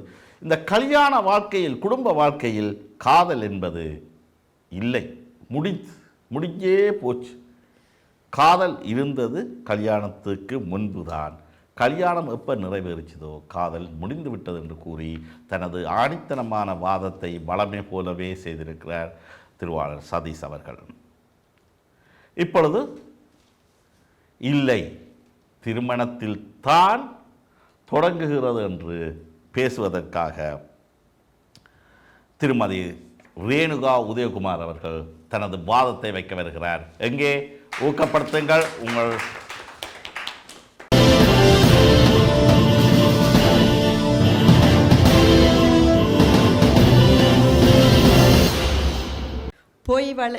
பொய் வழிகளில் புரளிகளை பரப்பும் கைத்தொலைபேசி காலமதில் தொய்வில்லாமல் தொடரும் மெய்வழி தொலைக்காட்சியே, கைகூப்பி உன்னை வணங்குகிறேன். முதலில் உனக்கு வணக்கங்கள். பட்டிமன்ற நடுவரே, முடிகிறது என்று சோகத்தோடு இங்கு வந்து அமர்ந்திருக்கும் எதிர் அணியினரே, வெற்றியோடு தொடங்குகிறது என்று சொல்லும் அணியினரே அனைவருக்கும் மற்றும் மெய்வழி நேயர்களுக்கும் என் அன்பு வாழ்த்துக்களும் வணக்கங்களும். காதலின் வெற்றி திருமணத்தில் தொடங்குகிறது என்பதில் என்ன சந்தேகம் உங்களுக்கு? இல்லை கேட்குறது, என்னதான் சந்தேகம் உங்களுக்கு? இந்த உலகமே காதல் என்ற ஒற்றை சொல்லில் தான் இயங்குகிறது என்று நான் சொன்னால் எதிரணியினர் எனக்கு எதிராக கிளம்பி விடுவாள். எனக்கு அதில் சந்தேகமே இல்லை. ஏற்கனவே ஒரு ஆள் வந்து வச்சு வாங்கி விட்டு போயிருக்கிறார். அவர் சொல்கிறார் அந்த பாட்டை பற்றி சொன்னார். அது பாட்டிலே கற்பனையில் வந்த அந்த பாட்டில் வாலிபங்களோடும் வயதானக்கோடும் ஆனாலும் அன்பு மாறாதன்னு சொன்னது. பாட்டு வரிகள் இன்று வரைக்கும் நிலைத்துத்தான் இருக்கிறது, அந்த பாடல் வரிகள். ஆனால் படம் அதில் ஓடினது என்னமோ எனக்கு தெரியாது. ஆனால் அந்த படத்தில் அதில் வசூலுக்காக செய்யப்பட்டது. ஆனால் இன்று வரைக்கும் நிலைத்திருக்கிறது படம் அல்ல, அந்த பாடல் வரிகள். எந்த காதலர்களும் காதலில் அதை கடைசி வரையும் கொண்டு போகிற அத்தனை காதலர்கள் வாயிலும் முணுமுணுக்கிற அந்த பாடலை நீங்கள் வேறு மாதிரி பார்த்துருக்கிறீர்கள் என்றால் அது உங்கள் கழுதைக்கு தெரியுமா கற்பூர வாசனை. ஆமாம், அதே மாதிரி தான் சுதந்திரம் இருக்கிறது. அவர் சொன்னார் தனித்தனியாக அக்கௌண்ட்டோடு வச்சிருக்கணுமா. ஏன் ஜாயிண்ட் அக்கௌண்ட் இருக்கிறது உங்களுக்கு தெரியாதா? ஜாயிண்டாயும் வச்சிருக்கணும் தான். காதலர்கள் மனங்கள் இணைந்து கொண்டால் அவர்கள் ஜாயிண்ட் அக்கௌண்ட்டுகளையும் பேங்குகள் வைத்திருக்கின்றார்கள். ஆனால் தனித்தனியாக வைத்திருந்தாலும் அதற்குரிய சுதந்திர நிறைவே கொடுக்கப்பட்டிருக்கிறது. அதுதான் காதலின் வெற்றி தொடங்குகிறது. அதை நீங்கள் புரிந்து கொள்ள வேண்டும். நீங்கள் எப்போ பார்த்தாலும் காதல் தோல்வி தோல்வி தோல்வி என்று தூங்கு மூஞ்சியாக இருந்து கொண்டு போனால் நீங்கள் ஒரு காலத்திலேயுமே வாழ்க்கையிலே முன்னேற மாட்டீங்கள், காதலிலேயும் வெற்றி பெற மாட்டீங்கள். தோல்வி என்ற அப்படியே நீங்கள் இல்லாமலேயே போய்விடுவீர்கள். தானும் படுக்க மாட்டாங்க, தள்ளியும் படுக்க மாட்டாங்க. அதுதான் உண்மை. காதலின் வெற்றிக்கு காரணம் அங்கே அன்பு இருக்கும். இப்படி இருக்கும் இல்லையோ எனக்கு தெரியல. கருணை இருக்கும், பண்பு இருக்கும், பரிவு இருக்கும், பாசம் இருக்கும், தாய்மை இருக்கும், விட்டு கொடுப்பு இருக்கும், நம்பிக்கை இருக்கும். இது எல்லாம் காதல் என்ற ஒற்றை சொல்லுக்கு அடக்கம் ஐயா. அது உங்களுக்கு தெரிய ஞாபகப்படுத்த வேண்டிய பொறுப்பு எங்களுக்கு வந்திருக்கின்றது. நடுவர் அவர்களே, எனக்கு ஒன்று விளங்க இல்லை. இவியல் வந்து ஒரே காதலில்லைன்னு சொல்லியிருக்கிறேன். இவியல் தங்களோட சின்ன வயசில் காதலிக்காமலா இருந்திருப்பார்கள், அதை கடத்தி கொண்டு போகாமல இருந்திருப்பார்கள், காதலித்தார்கள். ஆனால் திருமணத்துக்கு பின் அதை விட்டு விட்டார்கள் என்பதுதான் நான் சொல்ல வந்தது. திருமணத்தில் அதை கொண்டு செல்ல வேண்டும். திருமணத்தில் தான் அதை இன்னும் வீச்சுடன் தொடங்காமல் முடிவடைகிறது என்று அதை விட்டு விட்டார்கள் என்றுதான் நான் நினைக்கிறேன். எனக்கும் ஒரு பாடல். அவைகள் இந்த எண்ணம் புல திருமணத்துக்கு பிறகு காதலிக்கலான்னு நினைக்கிறோம். அதுதான் சிறப்பாக காதலிக்கலாம், வித்தியாசமாக காதலிக்கலாம், விதமாக காதலிக்கலாம். இதில் வேற என்ற பேரை வச்சுக்கொண்டு எதிரணியிலே ஒரு ஆள் இருக்கிறார். அது எனக்கு மிகவும் கவலையை தருகிறது. நாங்கள் காதல் என்று நாங்கள் சொல்லும்போது என்ற பெயரோடு காதல் முடிவடைகிறது என்று சொல்லிக்கொண்டு என்ற பெயரோடு ஒரு ஆள் இருக்கிறாள். அதில் எனக்கு மிக வருத்தம்தான். நான் ஒரு பாடல் தான். வங்கக்கடல் ஆழம் என்ன வல்லவர்கள் கண்டதுண்டு, அன்பு கடல் ஆழம் யாரும் கண்டதில்லையே, என்னுடைய நாயகனே ஊர்வலங்கும் நல்லவனே உன்னுடைய அன்புக்கிந்த வானம் இல்லையே என்று காதலுக்கான இலக்கணத்தை இப்படியும் போட்டு வைத்திருக்கிறார்கள் தான். திருமணத்தில் அது ஒரு அழகுதான். ஒரு மனைவி கணவனை காதலித்து இப்படியெல்லாம் பாடினா நல்லா தான் இருக்கும். அது கேட்கவும் சந்தோஷமாக இருக்கும், பார்க்கவும் சந்தோஷம். இந்த காதலுக்கு பிறகுதான் இதெல்லாம் தொடங்குகிறது. அந்த கல்யாணத்துக்கு பிறகுதான் இதெல்லாம் காதல் தொடங்குகிறது என்றதை நான் சொல்ல வருகிறேன். இந்த பாடங்கள் எல்லாம் படத்தில் வந்து திருப்பி மதங்களுக்கு அடிப்பார்கள். ஆனாலும் அது காதலோடு தான் திருமணத்தில் தொடங்குகிறது என்பதை ஊர் ஆயிரம் சொல்லட்டும், நீங்கள் உங்களோட பேரை பாருங்க. திருமணத்தின் பேரே காதல் தானே, அங்குதானே அது அன்பின் வெளிப்படுத்தல் தானே.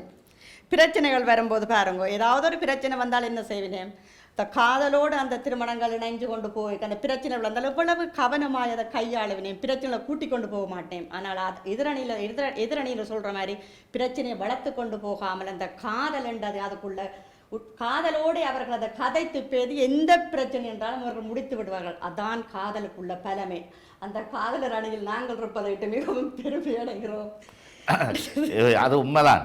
என்னடா இப்படித்தான் ஒரு பிரச்சனைன்னு வந்தால் அதில் மனைவி கணவனை எப்படி பார்த்து கொள்கிறார், எவ்வளோ அன்பாக கையாளுறார், அதே போல் கணவன் எப்படி அதை கையாளுறாருன்றது இருக்குது.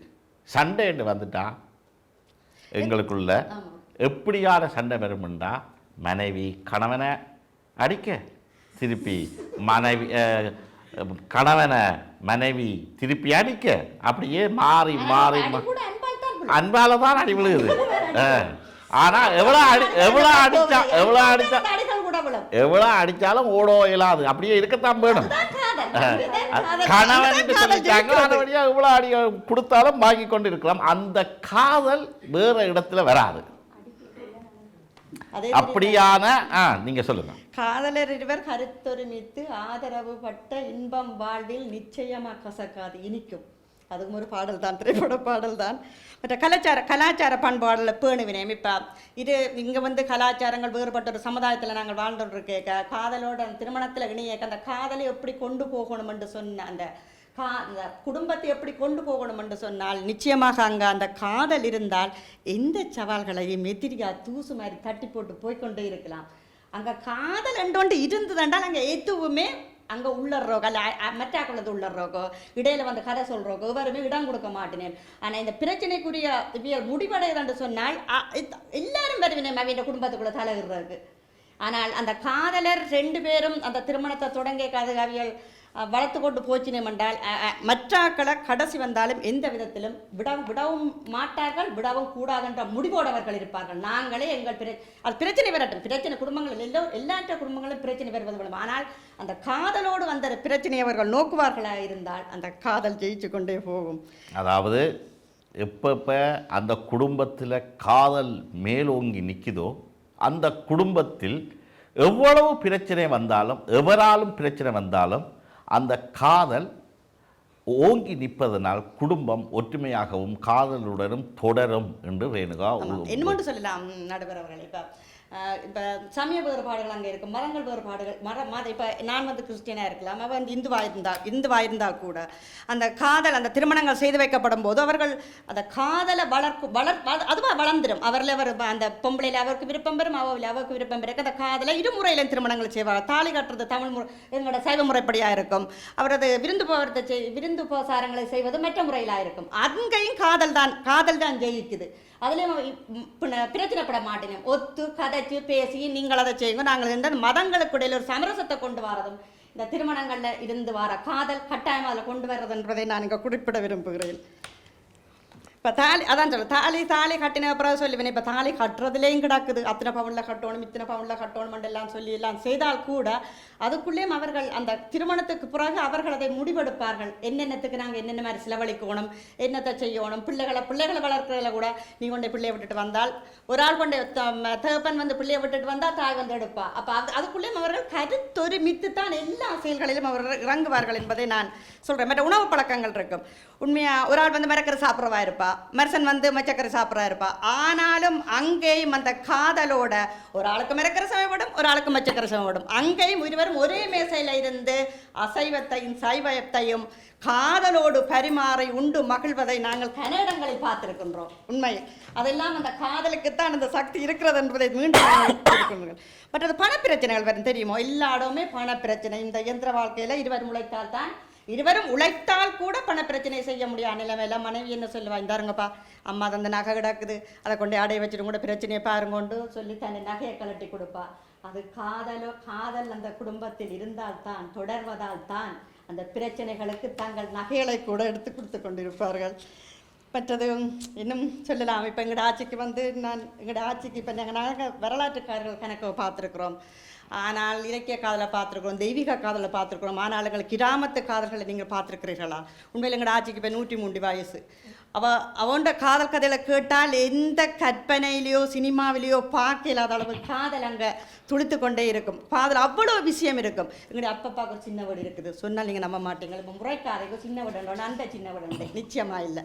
அந்த சின்ன வீடு சொன்னது நான் தோட்ட வீடு, அப்பாவுக்கு ஒரு தோட்ட வீடு இருக்கிறது. நான் என்னென்னவோ கற்பனை பண்ணி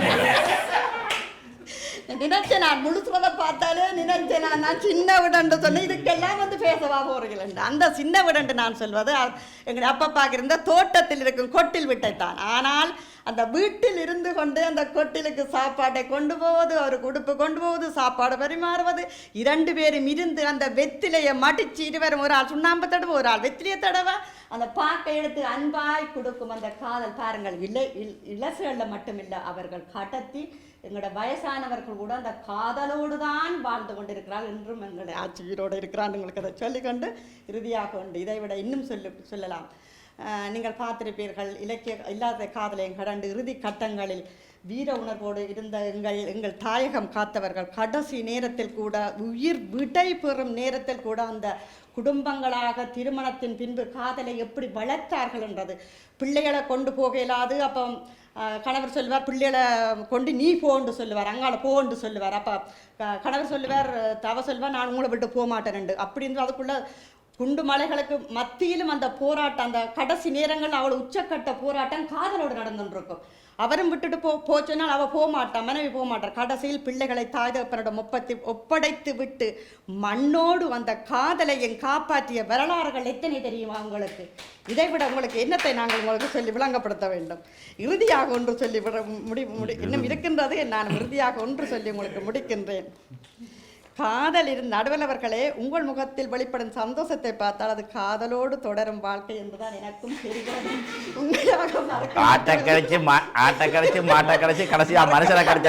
நம்பிக்கை இருக்கிறது.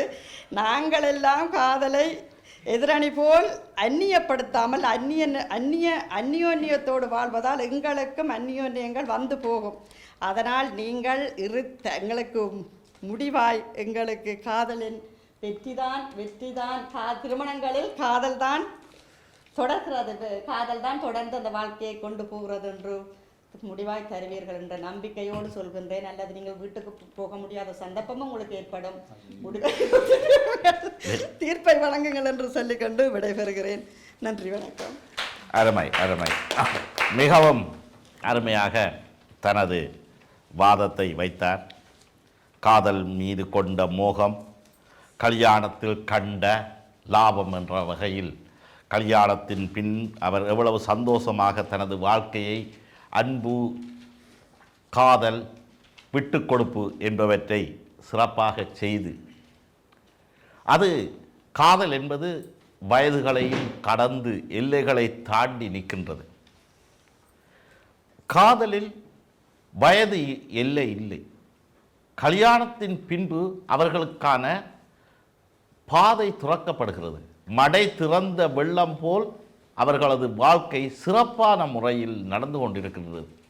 உண்மையாக வெற்றி பெறுகின்ற ஒவ்வொரு குடும்பங்களிலும் அவர்களது வாழ்க்கையை சரியான முறையில் எடுத்து செல்வது மிகவும் அச்சாடி போல விளங்குவது காதல்.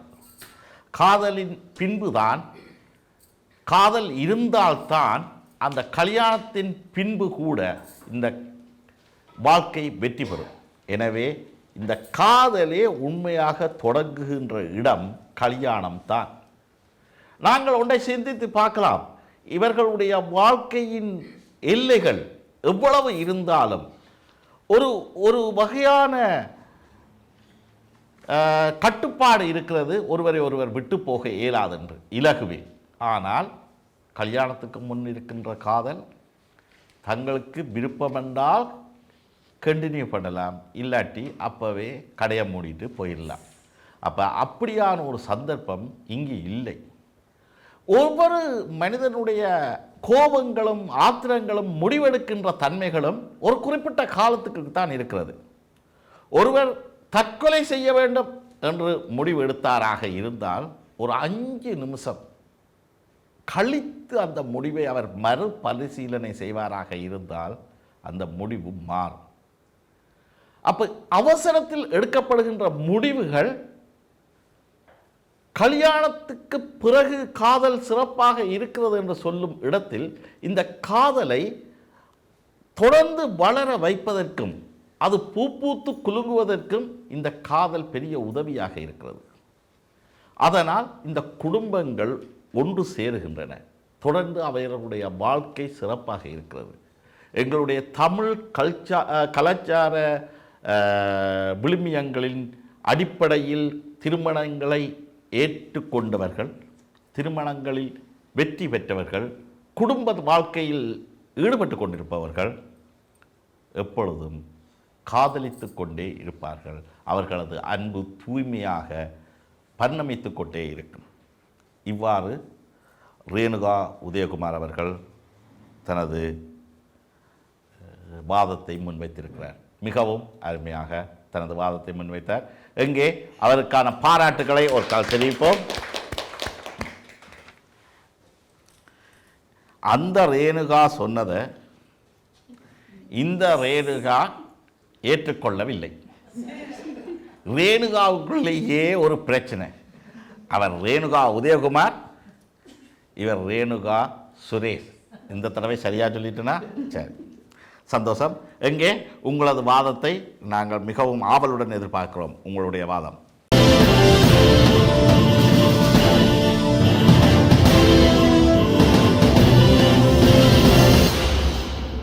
மாண்புமிகு நீதியரசர் அவர்களே, எனது எதிரணி நண்பர்களே, எனது அணி உறவுகளே, மெய்வழி நேயர்களே, சபையோர்களே, கல்யாண மாணவர்களே, கல்யாணம் ஆகாதவர்களே, அனைவருக்கும் எனது பணிவான வணக்கங்கள். நான் இங்கு விவாதிக்க எடுத்துக்கொண்ட தலைப்பு கல்யாணத்தின் பின் காதலை காணலையாம். எங்க போற்றுது? தேடினேன், தேடுகிறேன், தேடிக்கொண்டே இருக்கிறேன், காதலை காணவில்லை. நடுவர் அவர்களே, நீங்கள் எங்கேயாவது கண்டா ஒருக்க வர சொல்றீங்களா? வடிவேல் கிணத்த தேடின மாதிரி இல்லை கிடக்கு. இங்கு வந்து பேசிய எனது எதிரணி தலைவி அவர்கள் தலைப்பை வடிவா வாசிக்கல போல. நீங்க உங்களோட காதல் எங்கட காதல் பிரிச்சு பிரிச்சு கதைக்கிறீங்க. காதல் ஒன்றுதான், காதல் ஒரே ஒரு காதல் தான். உங்களுக்கு தலைப்பு விளங்கல. தலைப்பு என்னண்டா, காதல் வந்து கல்யாணத்தில் முற்று பெறுகுது, இல்லை அது தொடர்கிறதான்ற. ஆனால் நீங்கள் வந்து நின்னோண்டு உங்களோட காதல் அப்படி, எங்கட காதல் இப்படி, உங்களோட காதல் அங்கே முடிஞ்சுது, எங்கே நாங்கள் சொல்லலையே எங்கட காதல் நாங்கள் கல்யாணத்துக்கு முதல் மட்டும் லவ் மட்டும்தான் பண்ணினாங்க, அந்த ஆளை நாங்கள் கல்யாணம் கட்டலைன்னு சொல்லலையே. லவ் ஒரு ஆளை பண்ணிட்டு கல்யாணத்தை இன்னொரு ஆளை கட்டியிருந்தா நீங்கள் அந்த கருத்தை சொல்லலாம். நாங்கள் அப்படி சொல்ல வரையில. அப்படி இல்லையா? அப்படி காதலிச்சவளைத்தான் நாங்கள் கல்யாணம் கட்டினாங்க. ஆனால் அதன் பின் காதலை காணையில தேடுறோம், தேடிக்கொண்டே இருக்கிறோம். அந்த தேடலின் வலியினால் தான் நாங்கள் இங்கே வந்திருக்கிறோம், இவைகளுக்கு விளங்கப்படுத்துறதுக்காக. மன்னிப்பு கேட்குறேன்னு வந்து சொன்னாவ, மன்னிப்பு கேட்பினமா அங்கே இங்கே மன்னிப்பு கேட்கினோம். கணவனுக்கு மனைவிக்கு இடையில ஒரு பிரச்சனை வருதுன்னு வைங்கவன் வந்தா அவள் வந்து கதை கட்டும். தேத்தனி இப்போ அவ யோசிப்பா, இப்போ தேத்தனி வேணும், இவருக்கு 4 மணி ஆச்சுது, தேத்தனி வேணும், வந்து கேட்கட்டும். இவற்றுக்கிண்டே ஊற்றி கொடுக்குறேன். அவருக்கு அங்கே சுடுதண்ணியே வைக்க தெரியாது ஒழுங்கா. இதில் இருந்து அவர் தேத்தனி ஊற்ற போகிறார். அவர் யோசிப்பார், கம்பெனி சீக்கிரட்டை வெளியில் சொல்லக்கூடாது. அவர் யோசிப்பார், இவன் கொண்டு வந்து தேத்தனி தருவாவோ, இன்றைக்கு தேத்தனி வராதோ, சரி பரவாயில்ல, நம்மளுக்கு தான் சம்பள் இருக்கே போ. அப்போ இவன் சொல்கிறான், இன்னமோ கணவன் மனைவி மச்சம்மா மரக்கறியாம் ஏதோ சமைச்சு சாப்பாடு எடுத்துறேன். நீங்கள் சவுத்தரோ ரெய்னஸ், நீங்கள் கொஞ்சம் தூரம் இருக்கிறீங்க நினைக்கிறேன். இங்கே சவுத்தரோ ரெய்னஸ்ல வெம்பிளி எல்லாம் போய் பார்த்தீங்கன்னா 6 மணிக்கு பிறகு வேலை முடிச்சு கணவன் மேல நேர காரங்க தான் போகும். இல்லை, அது எப்படி செய்யணும்டா, வாங்கி வந்து அந்த பாசலை பிரித்து சட்டிக்க வச்சிருக்கோம். அது நாங்களே சமைச்ச மாதிரி. உங்களுக்கு நல்ல அனுபவம் போல நடுவர் அவர்களே. எனக்கு அப்போ இங்கே வந்து அங்கே உணவை சமைச்சு பரிமாறக்கு காதல் உருவாகுது. அதை நான் ஏற்றுக்கொள்கிறேன், அங்கே காதல் இருக்குது. ஆனால் இங்கே அவர் அதுக்கு நேரம் இல்லை. எல்லாரும் என்ன அப்படி பார்த்தா டேக்அவேயை தான் காதலிக்கணும் நாங்கள். இன்றைக்கு சக்ஸஸ் பிஸ்னஸ் லண்டனில் வந்து டேக்அவே ஷாப்ஸ் தான். டேக்அவே கடையில் சம்பளம் எல்லாம் 15 வருஷம் 12 வருஷத்துக்கு முதல்ல ஆரம்பித்தது. அப்போ அவ்வளோ ஃபேமஸாக சக்ஸஸ்ஃபுல்லாக இல்லை. ஆனால் இப்போ உணவு விடுதிகள் வந்து இங்கே சக்ஸஸ்ஃபுல்லாக போகிறதுக்கு மெயின் காரணம் வந்து இந்த வீட்டில் சமையல் நடக்கிறேன்.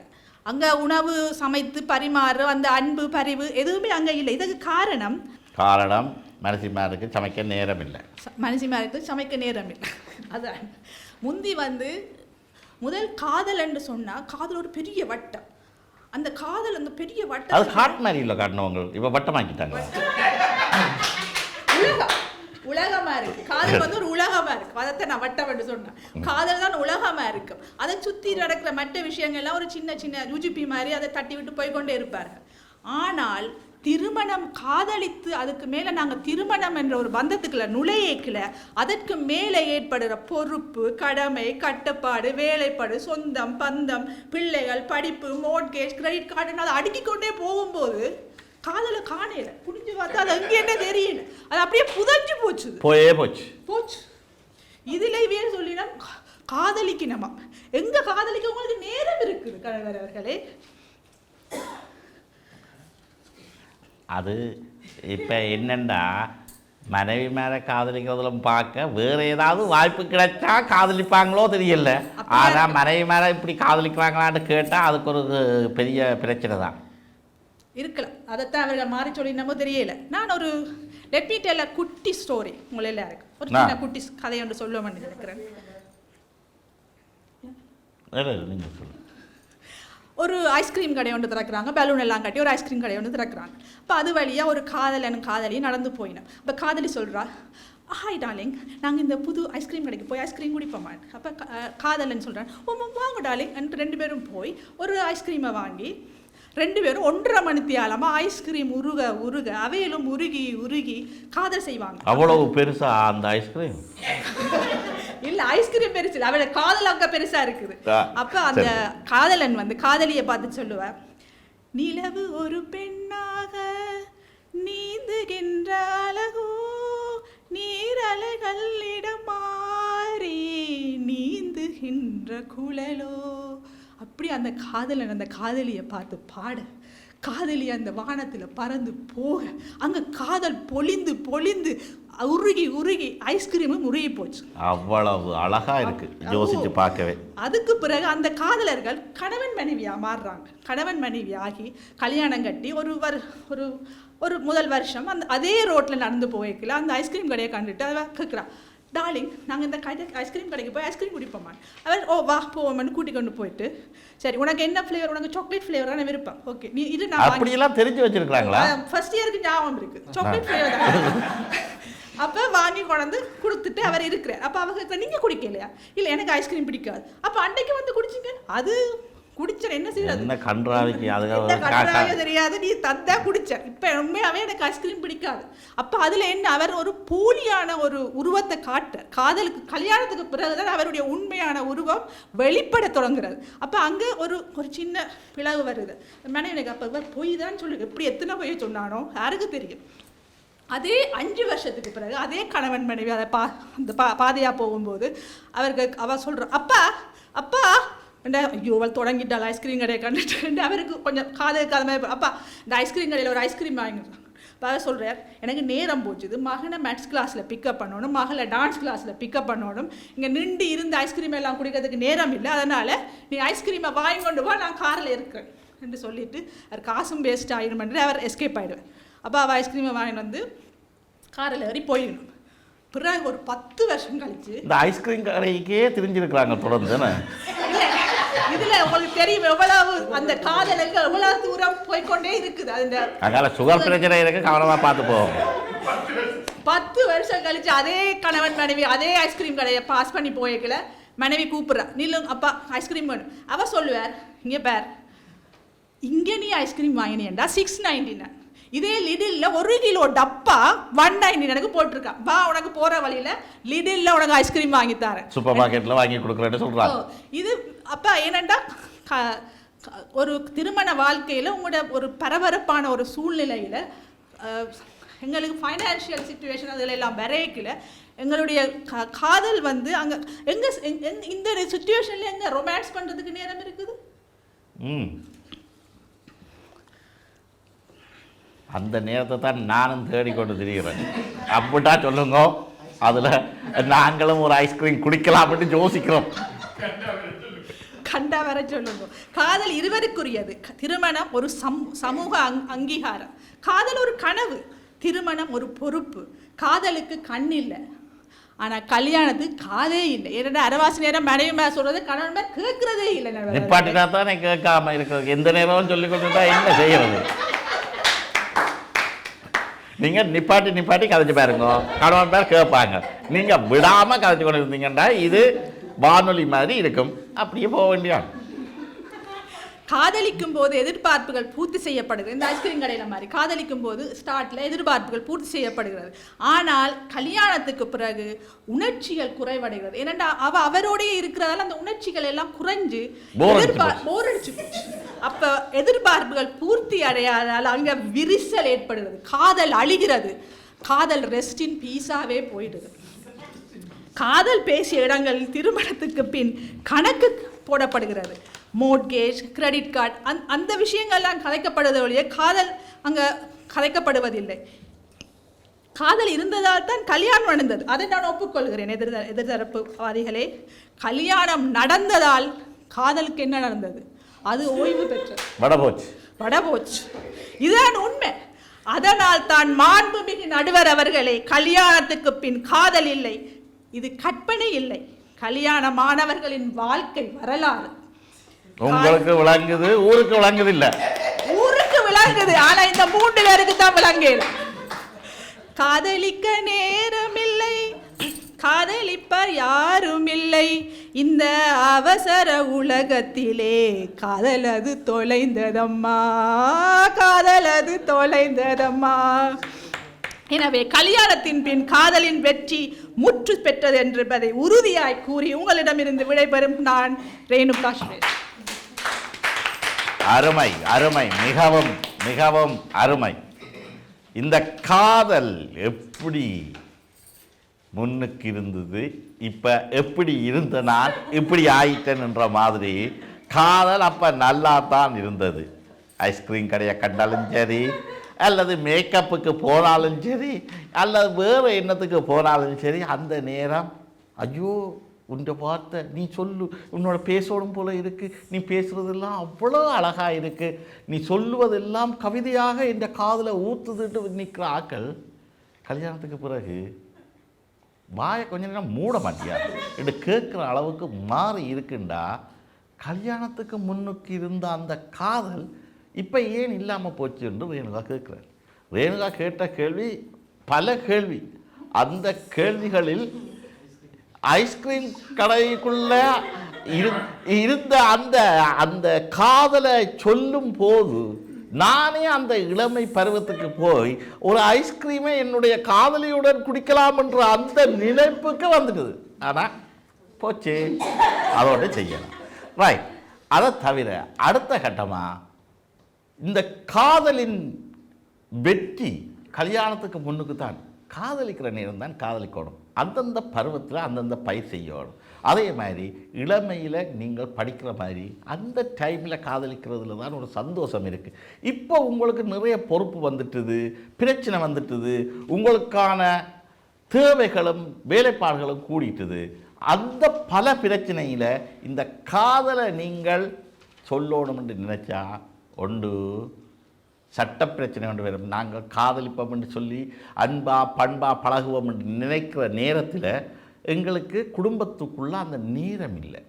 பிள்ளைகளின் படிப்பு, பிள்ளைகளுக்கு தேவையான வேலைகள், நாங்கள் செய்ய வேண்டிய கடமைகள், அதே போல் பல்வேறுபட்ட பிரச்சனைகள் இருக்குது. இந்த நேரத்தில் காதலிக்க இயலாது. காதல் என்றது கல்யாணத்துக்கு முன் செய்தது தான். எப்போ கல்யாணம் நடைபெறுதோ அன்றைக்கே காதலுக்கு ஃபுல் ஸ்டாப் வைக்கிறேன்னு சொல்லி அவவே ஃபுல் ஸ்டாப் வச்சுட்டு வந்துட்டா. சிறப்பான வாதம், மிகவும் அருமையாகவும் சந்தோஷமாகவும் பேசினார். அவருக்கு எங்களது பாராட்டுக்களை தெரிவித்துக் கொள்வோம். அருமை. இப்போ நாங்கள் அடுத்த கட்டத்துக்கு போகணும். தம்பி கார்த்தி இப்போ வரப்போகிறார். அவர் சொல்ல போகிறார். இவர்களுக்கு விஷயம் தெரியலை, அது வடிவாக அனுபவிக்க தெரியணும். பல்லு இருக்கிறவன் தான் பக்கோடா சாப்பிடுவான். அந்த அனுபவம் உங்களுக்கு எப்படி அதை அனுபவிக்கணும்னு தெரியுதில்லை. நீங்கள் பாவம் கல்யாணம் கட்டியும் பிரம்மச்சாரியாகவே வாழ்கிறீங்கள். நாங்கள் கல்யாணத்துக்கு போய் எப்படி சந்தோஷமாக வாழ்கிறதுன்றதை நாங்கள் சொல்லித்தரோம், நீங்கள் அதை ஃபாலோ பண்ணுங்கன்று ஒரு வாதத்தை வைக்கிறதுக்காக திரு கார்த்தி புலேந்திரன் அவர்கள் இப்பொழுது வாதத்தை வைப்பார்.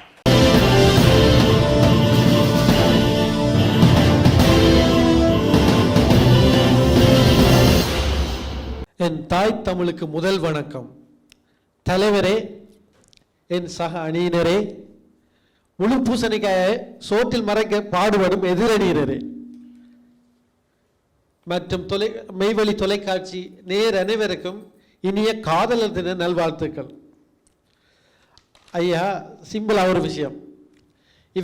இவை சொல்லினோம், காதலண்டா தாங்கள் செய்கிறது காதல், திருமணத்துக்கு பின் செய்கிறது காதல் இல்லை, அவ திருமணத்துக்கு முதல் செய்கிறதான் காதல் என்ற மாதிரி கழிச்சிட்டு வரினோம். உங்களுக்கு தெரியுமா, ஔவையார் சொல்லுவார் வரப்பு ஏற ஒரு வசனம், அதுக்கு எவ்வளோ அர்த்தம் இருக்குது தெரியும் தானே. வரப்பு உயர நீர் உயரும், நீர் உயர நெல் உயரும், நெல் உயர குடியேறும், குடியுயர கோணுயர்வான். இவன் காதல், இவன் சொல்கிற காதல் எப்படின்னு சொன்னால், பழைய இலங்கையில் பார்த்தீங்கன்னு சொன்னால் காதலர் ஒரு ஆள் வந்து காதலிக்கிறார், பொம்பளை வந்து வீட்டில் இருக்கிறான், வேலி அடைச்ச வீடு, கீழே கருக்கு மட்டை அடிச்சிருக்கு, மேலே கிடுக்கில் பின்னி இருப்பேன். காதல் எப்படி திறக்க மாட்டா, அதில் ஒரு ஓட்டை போடுகிறேன், முதல்ல ஓட்டை போட்டு அதெல்லாம் கதைப்பினோம். பொம்பளை என்ன தப்புன்னு கட்டுருவேன், கண்டுட்டு அந்த கருக்கு மட்டையை கொஞ்சம் மேலே உயர்த்தி கட்டுவேன், சரியோ? அதுக்கு பிறகு பெடியன் பாப்பா நீ சரி வரா, நின்று கதைக்கலாம், கொஞ்சம் கால் எட்டி நின்று கதைப்பான், சரியோ? பாப்பர் அவர் சரி வராது, இனி வேலியை ஏற்றுவோம், லைட்டாக வேலியை ஏற்றுவார். வேலியை ஏற்றுற அவன் என்ன செய்வான், சைக்கிளில் வந்து சைக்கிளோட நின்று கதைப்பான். சரி, இன்னும் காணாதுன்னு சொல்லி வேலியை இன்னும் ஏற்றுறான், அவன் சைக்கிள் சீட்டை உயர்த்திட்டு நின்று கதைப்பான். அவர் பாப்பார் இதெல்லாம் சரி வராது, அத்திவாரம் வெட்டி மதில கட்டினா கடைசியாக அந்த காதல் அப்படியே சமாதியாக போடும். அதாவது சிறுபிள்ளை வேளாண்மை வீடு வந்து சேராது. அந்த மாதிரி தான் வேண்டிய இருக்கு. இப்போ உதாரணத்துக்கு சொல்கிறேன், நீங்கள் கொரோனா காலத்துல எல்லாம் நீங்கள் வீட்டில் இருந்திருப்பீங்க. உங்களுக்கு வந்து கொரோனா காலத்தில் உங்களுக்கும் சரி மனைவிக்கும் சரி இது நிறைய பேர் எல்லாம் இருக்குதான். கொரோனா வந்து ஒரு கொடிய நோய். அந்த நேரத்தில் கூட உங்களது மனைவியோ இல்லது கணவனோ அவைக்கு உயிராபத்து வருமன் தெரிஞ்சு கூட உங்களுக்கு வந்து எல்லா பணிவிடையும் செய்யணும், சமைக்கணும், உங்களோட கூட வந்து கதைக்கணும், மற்றவர்கள் மாஸ்க் போட்டு கொண்டிருக்கீங்களா, வீட்டை மாஸ்க் இல்லாமல் தான் இருக்கலாம். இது எல்லாம் வந்து ஒரு அன்பின் வெளிப்பாடு. இதெல்லாம் வந்து கல்யாணத்துக்கு பின்னுக்கு ஒரு காதல் வெற்றியால் மட்டும்தான் முடியும். மற்றது சதீஷ் அண்ணா சொன்னார், இந்த மோகேஜ் பிரச்சனை. சதீஷ் அண்ணா, காதல் நீங்கள் காதலிக்க போயப்போ மோகேஜ் எடுத்துருக்கீங்களா? எடுத்திருந்தீங்கன்னா சொன்னா உங்களுக்கு பயமா இருக்கு, ஒப்பட அவளை ஓடிவா, நான் தான் கட்டணும், அவன் முதல் கொடுக்கணும், அதான் முதல் கொடுக்கணும். இது கல்யாணம் கட்டினா பிறகு நீ 20%, நான் 80% கட்டுறேன்டாலும் பேசி கழிச்சு ஒரு முடிவுக்கு வருகிறோம் இல்லோ, அது ஒரு காதலுக்கு ஒரு பெரிய வெற்றி தெரியுமா உங்களுக்கு? இப்படித்தான் எனது நெருங்கின ஒரு சொந்தக்காரர் விட்ட அவர் வந்து ஒரு திருமண நான் நினைக்கிறேன் 35வது 40வது வெட்டிங் ஆனிவர்சரிக்கு அழைச்சிருந்தார். அப்போ என்னையும் கூப்பிட்டார், அவன் பக்கத்து அயல் அவர் எல்லாரும் கூப்பிட்டார். வேறு நாட்டுக்காரர் அங்கே வந்து கூடுதலாக கல்யாணமானாக்கள்லாம் கூட கல்யாணம் இளம்படியங்கள் கனவேர் இருந்தவன். வேறு நாட்டுக்காரில் ஒரு ஆளுக்கு வந்து இப்போ பார்த்தாலும் எனக்கு தெரிஞ்ச ஒரு 4-5 காதலிகள். ஓகே, அவர் உள்ளுக்கு காலெடுத்து அவர் எப்படி விழாவத்தையும் வச்சிருந்தாருன்னு ஒரு ரகசியத்தை கேட்டு அறிஞ்சிருக்கலாமே நீங்க. அதான் சொல்றேன். அவர் சரின்னு சொல்லி அவர் அந்த வைபவத்துக்கு காலெடுத்து வச்ச உடனே எல்லாரும் ஒரு முகஞ்சுளிப்பு. இப்ப மற்ற எல்லாரும் நிக்கணும், அவைய பார்த்து ஒரு முகஞ்சுளிக்க இல்லை. இவர் அந்த காதலிச்சு இவர் சொல்லி நம்ம இல்லை, அந்த காதலண்டு அவர் கல்யாணம் முடிக்கல, காதலிச்சுட்டு விடுறது அதான் நம்ம தேவையில்லை. அப்ப அவர் வந்து அந்த வைபவத்துக்குள்ள வரைக்குள்ள இந்த தொழிலுக்கு என்ன தகமை இருக்கணும் அவரை கேட்டு சொல்றேன் வேணும்னு சொன்னா. அப்ப அவர் வந்து அந்த அதுக்குள்ள வரைக்குள்ள அவருக்குரிய அந்த அங்கீகாரத்தை பார்த்தீங்களா, அவருக்கு வந்து சமுதாயம் கொடுக்குற ஒரு விஷயம். இப்ப இதே இது நீங்க காதலிச்சு திருமணம் முடிச்சு நீங்க ஒரு வீட்டுக்கு கணவன் மனைவியா போறீங்கன்னு சொன்னா என்ன செய்யணும், உங்களுக்கு வந்து இவ வெறியினம்னு சொல்லி ஒரு நல்ல ஒரு மனப்பான்மையோட உங்களை கூப்பிடுகிறோம். இதே இது நீங்க காதலிச்சுட்டு இப்படின்னு சொல்லி இவர் மாதிரி காதல் சொல்ற மாதிரி இந்த திருமணத்துக்கு முன்னு காதல் இப்படின்னு சொல்லி போனா உங்களை வந்து எப்படி நினைப்பேன்னு சொல்லுங்க பாப்போம். அடுத்தது உங்கள்ட்ட ஒரு சின்ன கேள்வி, உங்களோட வீட்டில் ஒரு வேலை நடக்கணும்னு சொன்னா உங்களோட மகளோ மகனோ உங்கள்ட்ட ஒரு விஷயம் கேட்கணும்னு சொன்னா சில நேரம் உங்கள்கிட்ட கேட்க தயக்கமா இருக்கும். அவைக்கு அவன் என்ன செய்வினம், உங்களோட மனைவிட்ட சொல்லி அம்மா இது ஒருக்கா நீங்கள் கேளுங்கோ, நீங்கள் கேட்டால் வேலை நடக்கும் கேளுங்கோ. அப்போ கேட்டால் நீங்கள் அதை இது செய்து ஆராய்ச்சி சரியோ பிள்ளையோன்னு செய்து 2 பேரும் கலந்து ஆலோசித்து ஒரு முடிவெடுத்த செய்வீங்கள். அங்கே வந்து நிற்கிறது வந்து மனைவிக்கும் கணவனுக்கும் இடையேயான ஒரு காதல். அது வந்து எப்போ வரும், அது சும்மா வந்து சொல்ற மாதிரி காதலிச்சுட்டு கல்யாணத்தில் முடியுதுன்னு சொன்னா அதெல்லாம் நடக்காது. கல்யாணத்துக்கு பிறகு அந்த காதல் வெற்றி அடைகிறதால தான் இதெல்லாம் நடக்குது. காதலுக்கு எப்படி நாங்கள் காதலை கல்யாணத்துக்கு பிறகு மனைவி மீதோ அல்லது கணவன் மீதோ நாங்கள் எப்படி எல்லாம் விட்டு கொடுப்புகளை செய்கிறோமோ எங்கெல்லாம் நாங்கள் அவர்கள் மீது அன்புகளையும் மரியாதைகளையும் செய்கிறோமோ அந்த இடங்களில்தான் காதல் வளர்கின்றது. அது எந்த விதமான ஒரு சந்தேகமும் இல்லாமல் அந்த காதல் மிகவும் சிறப்பாக நடப்பதற்கு இந்த கல்யாணத்துக்கு பின்பு கணவனுக்காக மனைவியும் மனைவிக்காக கணவனும் விட்டு கொடுப்புகளை செய்கிறார்கள். அது அந்த சின்ன பிள்ளைகளுக்கே தெரிஞ்சிருக்கு. இந்த அன்னைக்கு தெரியாமல் போயிட்டுதே என்று கார்த்தி அவர்கள் தனது வாதத்தை வைத்திருக்கிறார். சரியா சொன்னீங்களா ஐயா? ஐயா அடுத்தது இந்த காதலை பற்றி சொல்லிக்க ஐஸ்கிரீம் கதையை பற்றி சொன்னான். சரியோ, ஒரு ஐஸ்கிரீம் கதையில் ஐஸ்கிரீமாக சொல்லி ஐஸ்கிரீமாலேயே அந்த காதலை மூடி அதை சாடிச்சிட்டான். அவள் சொல்கிறா என்னன்னு சொன்னால், காதல் அதுக்கு பிறகு இல்லைன்னு. இங்கே பிஸியான நேரம், எல்லோரும் நாங்கள் புலம்பெயர் தேசத்தில் இருக்கிறோம். எங்களுக்கு எல்லா நேரம் எல்லாருக்கும் நேரம் இருக்கிறதில்ல. ஆனால் ஓகே ஒரு விஷயம் நடக்கணும்னு சொன்னால் கணவன் சொல்லுவார், ஓகே இங்கே பாரம்மா நீ இதை செய், ஓகே எனக்கு சமைக்க தெரியாட்டியும் நான் என்ன செய்வேன், ட்ரை பண்ணி தான் சமைக்க வலிக்கிடுவேன். இதெல்லாம் காதலால் தான் நடக்கும். இல்லது என்ன செய்வேன், நான் காதல் இல்லைன்னு சொன்னால் ஓகே காதலிக்கல உருகி காதலிச்சுட்டு சொல்லிவிடும். அப்போ என்ன சொல்கிற காதலிக்கல அந்த நேரம் மட்டும்தான் அது ஒரு பொழுதுபோக்காகவோ இல்லது ஒரு தேவையை கருதியத்தான் அவன் காதல் அவன் சொல்கிற காதல் இருக்குது. ஆனால் கல்யாணத்துக்கு பிறகு இருவார் காதல் ஒவ்வொன்றும் விட்டு கொடுப்பு இருக்கும், சந்தோஷம் இருக்கும். குடும்பமாக ஒரு இடத்த போயக்குள்ள வரைக்குள்ள மற்றது எங்கே போனாலும் நாங்கள் ஒரு நிகழ்ச்சியில் கலந்து கொள்ளைகளை கூட பிள்ளைகள மற்றது கணவன் மனைவி அவை ஒரு இடத்த போய்க்குள்ள அவைக்கு இருக்கிற சந்தோஷத்திலிருந்து ஈஸியாக காணலாம். இப்போ உதாரணமாக சொல்கிறேன், இப்போ காதலிக்கிறதுக்கு கல்யாணம் முடிக்கிறதுக்கு முதல்ல கணவனுக்கும் சரி மனைவிக்கும் சரி நிறைய நண்பர்கள் இருப்பினோம். அதுக்கு பிறகு பிஸி ஆகிடுப்பினோம். பிஸியான பிறகு இப்போ ஒரு இடத்துல போகிறோம், போய்க்குள்ள கணவன் நண்பர்கள் மனைவியும் ஃப்ரெண்ட்ஸ் ஆகினோம். அதே மாதிரி மனைவியின் ஹஸ்பண்டும் மற்ற இந்த ஹஸ்பண்டும் ஃப்ரெண்ட்ஸ் ஆகிடும். அது ஒரு விட்டு கொடுப்பில் தான் நடக்கும். இப்போ திடீரென்று ஒரு இடத்துல கூட்டிகிட்டு போயிட்டு உங்களை விட்டுட்டா நீங்கள் என்ன செய்வீங்கள், ஓ இது எங்களுக்கு தெரியாத ஆக்கள் என்று சொல்லி நாங்கள் மூஞ்சி கொண்டு நிற்க மாட்டோம். ஆனால் இது என்ன செய்வோம், ஒரு கணவன் மனைவி கல்யாணத்தில் வெற்றி பெற்ற பிறகு நீங்கள் போய் இருக்கைகளை முகஞ்சுளிக்காமல் உங்கள் கணவனுக்காண்டியோ மனைவிக்காண்டியோ நீங்கள் ஒரு ஒரு ஒரு கல்ச்சர் என்ன சொல்கிற ஒரு கருணையாக அவையை ஹேண்டில் பண்ணுற விதத்தில் உங்கள்கிட்ட இருக்குது. இந்த வாய்ப்பளித்த மெய்வழிக்கு நன்றி சொல்லிக்கொண்டு நன்றி ஐயா. ஆம், இது கார்த்தியின் எண்ணக்கருக்கள் எப்படி இருக்கிறது என்றால், கல்யாணத்துக்கு பின்பு அவர்களது காதல் மேலோங்கி நிற்கிறது. அங்குதான் கல்யாணத்துக்கு பிறகுதான் இந்த காதல் தொடங்குகிறது. திருமணத்தின் தான் இந்த காதல் தொடங்குகிறது. சமூக அங்கீகாரங்கள் வருகிறது. காதல் எப்படி உங்களை மாற்றுகின்றது, சமுதாயத்தில் உங்களுடைய அந்தஸ்துக்களை எப்படி மாற்றுகின்றது என்பது தனியாக ஒரு மனிதனாக இருக்கும்போது கிடைக்காத ஒரு அங்கீகாரங்களும் சந்தோஷங்களும் இதில் அதிகப்படியாக இருக்கிறது. அதே போன்று ஒவ்வொரு விடயங்களிலும் உங்களிடையே காணப்படுகின்ற அந்த காதலின் உச்சம்தான் மனித வாழ்க்கையின் உங்கள் குடும்ப வாழ்க்கையின் வெற்றியை தருகிறது என்று பேசி முடித்திருக்கிறார். பாராட்டுக்கள் கார்த்திக்கு. எங்கே உங்களது பாராட்டுக்களை தெரிவித்துக் கொள்ளுங்கள். இப்பொழுது இந்த திருமணத்தின் வெற்றி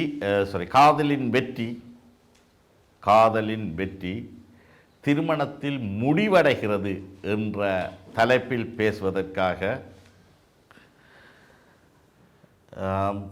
திருமதி ஜெயராணி சகாதேவன் அவர்கள் தனது வாதத்தை வைக்க வருகின்றார். எங்கே உங்களது பாராட்டுக்களை தெரிவித்துக் கொள்ளுங்கள்.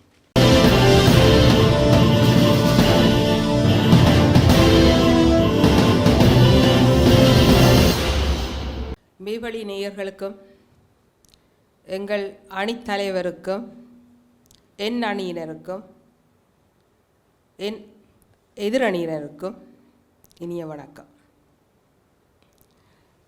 இப்பொழுது வந்து என் எதிரணி நண்பர் சொன்னார் ஔவையாரின் பாடலை.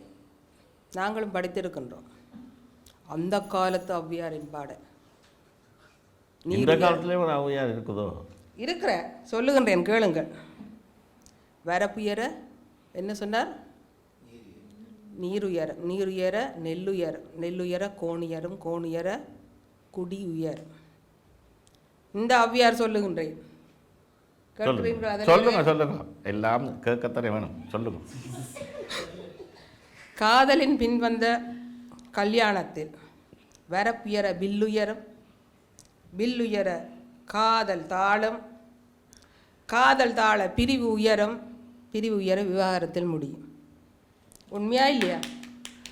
கேட்க ஏதோ சரி மாதிரி தான் கிடக்கு. சொல்லுங்க சொல்லுங்க. சரிதான் கதலை, ஒத்துக்கொள்ளுங்கள். இதுதான் நடைமுறை வாழ்க்கை.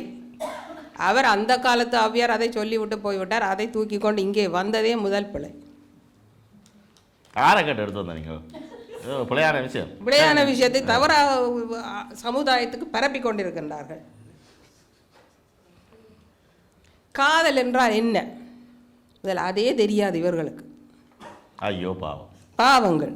கண்டவுடன் காதல், சிரித்தால் காதல், பார்த்தால் காதல், பேசினால் காதல், சொல்லாத காதல், சொன்ன காதல், ஃபேஸ்புக்கில் பார்த்த காதல், டிக்டாக்கில் பார்த்த காதல், எத்தனை காதல் வந்தாலும் எல்லாமே தோல்வியில் முடிவடைந்து திருமணத் தோல்வியில் தான் முடிவடைகிறது. திருமணம் வரை இழுத்து கொண்டு போய் எத்தனை காதல் புட்டு கொண்டு போயிட்டுது. ஃபேஸ்புக்கில் பார்க்குறோம், டிக்டாக்கில் பார்க்குறோம். அது வரையும் தான் அந்த இது அது அவ்வளோ இந்த காதலிக்கலாம், கல்யாணம்ன்றோன்னா கலண்டுருவாங்க. தலைவரே, இந்த காதல் என்பது ஒரு பூ மாதிரி. நீங்கள் ஆரம்பத்திலே சொன்னீர்கள் உங்களுடைய உரை ஞாபகம் இருக்கின்றதா? அது ரோசா பூ. அந்த பூவைத்தான் நான் சொல்லுகிறேன் இப்பொழுது. அதை கொடுக்கும் பொழுது நன்றாகத்தான் இருக்கும். வேண்டி காதில் வைக்கலாம், அதுதான் காதல். அல்ல கையில் வைக்கலாம், அல்லது சட்டை பக்கெட்டில் வைக்கலாம், அதுதான் காதல். நானும் பயந்துட்டேன். இப்போ ரோசா பூ எல்லாம் காதலியாக வைக்கிறாங்க. அதே பூதான், அந்த காதல் பூதான் திருமணத்தின் பின்பு மாலையாக தொடுக்கப்படுகிறது. தொடுத்து தலையில் வைக்க முடியுமா அவங்களால்? குரங்கு கையில் பூமாலை ஆமிட்டது போல் அது பிச்சு பிறகி காதலும் போய் கல்யாணமும் போய் பூவும் போய் விடுகிறது. தெரிகிறதா? நீங்கள் சொன்ன உதாரணம் பூ. இப்போதான் விளங்குது. மாலையிடும் சொந்தம் முடி போட்ட பந்தம் பிரிவென்ற சொல்லே இல்லையா? மாலையே பிச்சு கொண்டு போயிட்டு தான் இதில் பிறகு என்ன கல்யாண வாழ்க்கை, கணவன் மனைவி என்ன, இதில் அதுலேயும் பிச்சு கொண்டு தான் போகுது. பார்த்து கொண்டு இருக்கிறாங்களே, எப்படா பிச்சு கொண்டு போகலாம், பிச்சு கொண்டு போகுது. பிறகு என்னத்துக்கு அந்த காதலை? இப்பொழுதெல்லாம் காதல் என்பது ஒரு நடிப்பு. இருவர் தனிப்பட்ட காதல் என்பது இருவர் தனிப்பட்டது. ஒரு ஆண் பெண் தனிப்பட்டது. அவருடைய கெட்ட குணங்களையும் அவர் காட்ட மாட்டார், அவளுடைய கெட்ட குணங்களையும் அவர் காட்ட மாட்டார். நடித்து கொண்டு காதலிப்பார்கள். இந்த நடிப்பு நடைமுறைக்கு வருவது கல்யாணத்தின் பின்புதான். நீங்கள் வீட்டுக்கு தலைவர் போனவுடன் உங்களுடைய செருப்பை எங்கே கலட்டி விடுவீர்கள்? இப்போ ஏன் அதெல்லாம் ஞாபகப்படுத்துறீங்களா? எனக்கு உதறுவீர்களா கலட்டி வைப்பீர்களா? சொல்லுங்கள், உண்மையை சொல்லுங்கள். பிள்ளைங்கள செருப்பை கலட்டி உதறி விடுவீர்களா, கலட்டி செல்ஃபில் வைப்பீர்களா?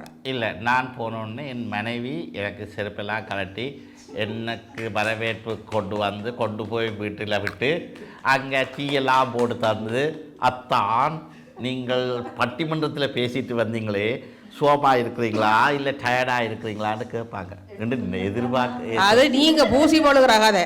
அவருக்கு தெரியும், எதிர்பார்க்குறேன் நடக்கணுமே.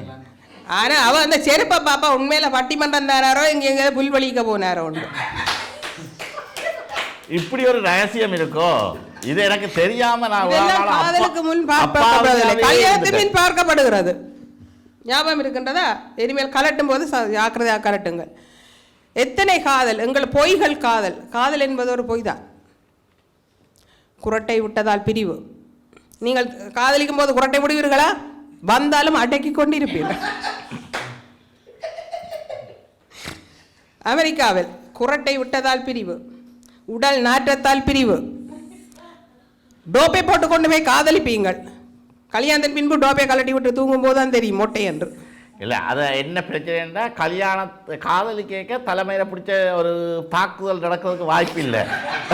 கல்யாணத்துக்கு பிறகு தலைமையில் பிடிச்ச தாக்குதல் நடக்க டோப்பு கலந்து விழுந்தானே ஆஃபீஸெல்லாம் டை அடிச்சு கொண்டு போய் காதலிப்பீங்க. கல்யாணத்துக்கு பிறகு அதை கைவிட்டுருவீங்க டை அடிக்கிறத. ஏன்னா உங்களுக்கு நேரம் இல்லை.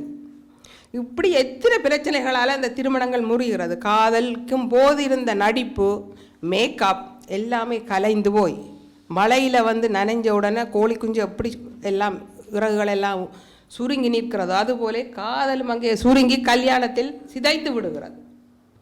உண்மையா இல்லையா? பாப்போம் என்ன நடக்குதுன்னு. காதல் என்பது எதுவரை கல்யாணமாகி வரும் வரை, கல்யாணம் என்பது எதுவரை கழுத்தினில் தாலி விழும் வரை. அங்கேயே விழுந்து விட்டது காதல். இது கண்ணதாசனுடைய பாடல். அதை தாலி அணிவதென்று சொல்ல அதில் பாடியிருக்கலாம், அவர் வேற சொல்ல பாவித்திருக்கலாம். ஏன் விழும்பறை என்று சொல்ற? அதோட அவுட், காதல் அவுட் ஐயா. அதுலேயே விக்கெட் போயிட்டுது. என்னத்துக்கு அதுக்கு பிறகு உதாரணங்களே உங்களுக்கு தேவையில்லை. இப்போ காதல் எப்படியெல்லாம் தோற்று போகுது, கல்யாணத்துக்கு முன் இருந்த காதல்லாம் பொய் காதல் என்று நீங்கள் அடிச்சே சொல்றீங்க. நகர்ன அளவுக்கு அடிச்சு சொல்றீங்க. கண்ணகி, கோவலன் கண்ணகி உருகி உருகி காதலித்தார்கள். இலக்கியத்தில் உருகி உருகி காதலித்தார்கள். கல்யாணத்தில் அன்றே காவலர் என்ன செய்தார்? மாதவியை கண்டவுடன் கண்ணகியை விட்டு ஓடிவிட்டார். கல்யாணத்தில் அன்றே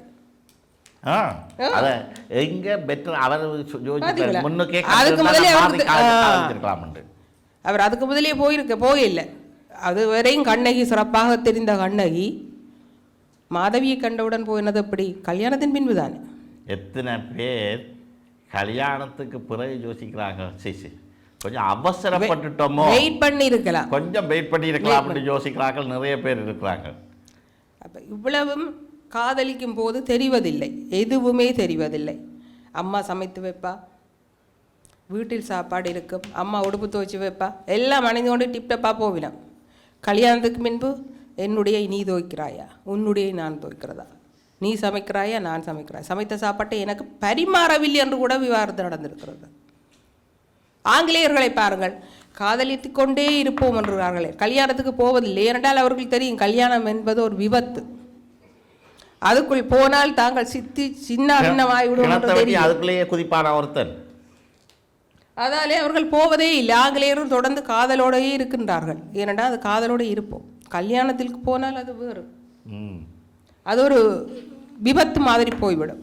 ஒவ்வொரு மாதமும் அவர்களுடைய வாழ்க்கை செலவுகள், தரங்கள், இதுகள் எல்லாம் கூட கூட கூட அங்கே காதல் சிதைந்து சிதைந்து சிதைந்து இல்லாமலே போய்விடுகின்றது. காதலே அங்கே இல்லை. சகோதரி சொன்னார், எதிரணி சகோதரி, மத மாற்றம் கல்யாணங்களை பற்றி. இவர் காதலர்கள் இருவர் பற்றி தான் கதைக்கின்றார்கள். கல்யாணத்துக்கு பின்பு உங்களுக்கு குழந்தை வந்தால் குழந்தையை எந்த மதத்தில் மாற்றுவதென்றதிலிருந்தே உங்களுக்கு காதல் அங்கே போய் மதம் பெரிதாகி குடும்பம் பிரிகின்றது. காதல் அங்கே அழிந்து விடுகிறது. நீங்கள் இருவர் எதையும் தீர்மானிக்கலாம். உங்கள் குழந்தைகளை எந்த மதத்தில் சேர்ப்பது என்பது பெரும் பிரச்சனையாக இருக்கிறது. இது இங்கே காதல் இருக்கின்றதா? விட்டு கொடுப்பு, நீ இந்த மதத்தில் இரு, நான் இந்த மதத்தில் என்ற விட்டு கொடுப்பு இருக்கின்றதா? இல்லையே. அங்கே பிள்ளைகள் என்று வரும்போது அது வேறு விதமாக மாறுறது. காதல் இருந்தால் அதையும் விட்டு கொடுக்கலாம் தானே, ஏன் விட்டு கொடுக்கவில்லை? அது அந்த காலம், இது இந்த காலம், அது வேற காதல். புட்டு கேட்டதால் கொலை கூட நடந்திருக்கின்றது. எந்த காதல் இருந்திருந்தால் புட்டை அவிச்சு கொடுத்துருக்கலாம் தானே. இப்போ நான் புட்டு சாப்பிட்றதே விட்டுட்டேன். தப்பிட்டீங்க தானே, வேற கேட்டிருந்தா உங்களுக்கு அதுதான் அப்போ தெரிஞ்சிருக்கும். இளரையால் காதல் இருவருக்கும் ஒரு பொதுவானது ஆக இருந்தாலும் காதல் என்பது ஒரு உணர்வு. நீங்கள் ஆரம்பத்தில் அந்த உரையை சொன்னீர்கள், உங்கள் உரையில் ஞாபகப்படுத்தி பார்த்துக்கொள்ளும். காதல் என்பது ஒரு உணர்வு, திருமணம் என்பது ஒரு உறவு. உணர்வை நாங்கள் கட்டுப்படுத்தலாம், குறைக்கலாம், கூட்டலாம், எல்லாம் செய்யலாம். ஆனால் கல்யாணத்தில் இணையும் போது இரண்டு குடும்பங்கள் அங்கே இணைகின்றது. அது உறவாக மாறி அந்த ரெண்டு குடும்பத்தை நீங்கள் மேனேஜ் பண்ணி கொண்டு போக முடியாமல் கூட உங்கள் காதல் சிதைகிறது. இந்த வாய்ப்புக்கு நன்றி தந்த அனைவருக்கும் நன்றி. அருமை, மிக அருமையாக தனது வாதத்தை முன்வைத்த திருமதி ஜெயராணி அவர்களுக்கு எங்களது பாராட்டுக்களை தெரிவித்துக் கொண்டு, அதே நேரத்தில் சதீஷ் அவர்கள் தனது வாதத்தை வைத்த பின்பு நான் தொடர்ச்சியான உரையை வழங்கலாம் என்று நான் யோசிக்கின்றேன்.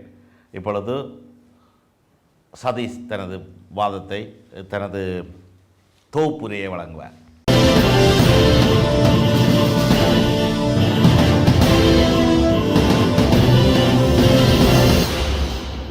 முதலில் இதில் எனது தொகுப்புரையை வழங்க இங்கு நான் வந்துள்ளேன். நாங்கள் கல்யாணத்தின் பின் காதல் முற்று பெறுகின்றது என்றுதான் நாங்கள் சொல்கின்றேமே ஒழிய முற்றுமுழுதாக இல்லாமல் போவது என்று சொல்லவில்லை. நாங்கள் சொல்வது என்னவென்றால் 90% முன்பு, கல்யாணத்தின் முன்பு காதல் என்பது 100% இருக்கின்றது. கல்யாணத்தின் பின்பு காதல் என்பது 10% விட குறைவாகத்தான் இருக்கின்றது. ஏனென்றால் அங்கு காதலிப்பதற்கான நேரம் இல்லை. மீண்டும் மீண்டும் நாங்கள் வலியுறுத்தி சொல்லும் விஷயம் என்னவென்றால் அங்கு காதலிப்பதற்கான நேரம் அமைவதில்லை. அடுத்து இவர்கள் சொன்னார்கள் காதலில் அன்பு, பாசம், பரிவு, நேசம், அப்படி பல பல வார்த்தைகளை போட்டு சொன்னார்கள். ஆனால் கல்யாணத்தின் பின்பு அந்த காதல் என்பது மாற்றம் பெறுவது கடன் தொல்லை, வேலை, வீட்டு பிரச்சனைகள், பிள்ளைகள், குட்டிகள், இப்படி பல பல பிரச்சனைகளில் தான் போய் முடிகின்றதே ஒழிய அங்கு அவர்களுக்கு காதலிப்பதற்கான நேரம் குறைந்து கொண்டே போகின்றது. தலைவர் சொன்னது போல் சண்டையில் கிழியாத சட்டையா? ஆனால் ஏன் அந்த சண்டை உருவாகின்றது? அங்கு அன்பு இருக்குது, அன்பு இருக்குது, அன்பு இருக்குது என்று மீண்டும் மீண்டும் சொல்கிறீர்கள். ஆனால் அந்த அன்பு குறைந்து அங்கு சண்டைகள் அடிக்கடி உருவாக காரணம் காதலிப்பதற்கான நேரம் குறைந்து கொண்டே வருகின்றது. அடுத்ததாக இவர் சொன்னார் நகை கொடுப்பார்கள். ஏனென்று சொன்னால் அவ்வளவு அக்கறையாக இருந்தவர்கள் காதலில் கல்யாணத்தின் பின்பு ஏதாவது பிரச்சனை வரும்போது நகையை கொண்டு போய் அடகு வைப்பதற்கு கொடுப்பார்கள் என்று. அந்த தேவை ஏன் ஏற்படுகின்றது? ஏனென்றால் அவர்களுக்கு காதலிப்பதற்கான நேரத்தை குறைத்து கொண்டு அவர்கள் வேலைகளில் ஈடுபாடு காட்டாமல் இருப்பதன் காரணமாகவோ கூட இருக்கலாம். அடுத்ததாக இந்த கோவிட்-19 சொன்னார் என்று சொன்னால் அவர்களுக்கு அவர்கள் மனைவி கணவன் இருவருமே ஒற்றுமையாக வீட்டில் இருந்தார்கள். அவர்கள் ஃபேஸ் மாஸ்க் போட தேவையில்லை, அப்படி அன்பை பரிமாறிக்கொண்டார்கள் என்று. தப்பி தவறி ஒரு வழி சொல்லப்பட்டிருந்தால், வீட்டில் இருக்கிற யாருக்காவது கோவிட் வந்தால் நீங்கள் வெளியில போகலாம் என்றால் சில நேரம் அந்த கணவனோ மனைவியோ வீட்டை விட்டு கூட வெளியில போயிருக்கலாம். சரியா? அடுத்ததாக இவரே சொல்லி கார்த்திக் ஒத்துக்கொண்டார் என்று சொல்லி சொன்னா அந்த மோகேஜ் 80% 20% இருப்பதாக.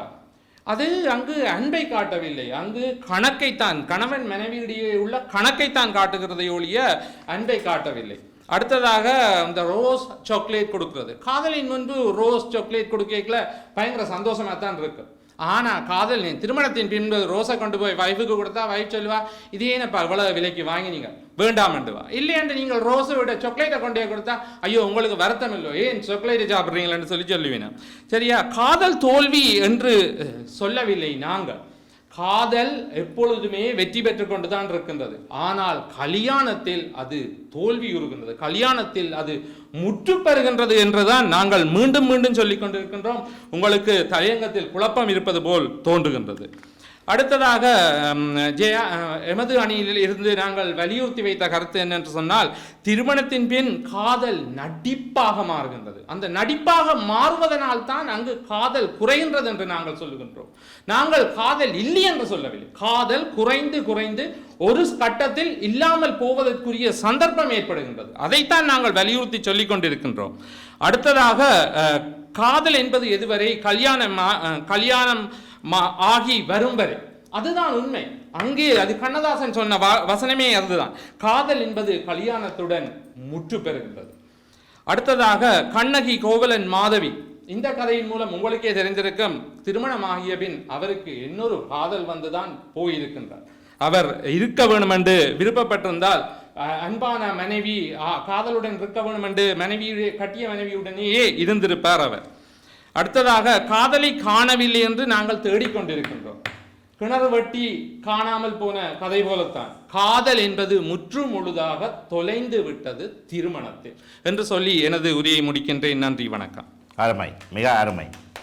தனது தொகுப்புரையை வழங்கியிருக்கிறார் திரு சதீஷ் அவர்கள். இப்பொழுது ஜசோ அவர்கள் எனது தொகுப்புரையையும் கேட்டுவிட்டு நாங்கள் அதற்கான தீர்ப்பு கூறும் சந்தர்ப்பத்துக்கு வருவோம். அங்கே ஜசோ அவர்கள் உங்களுடைய தொகுப்புரையை வழங்குங்கள்.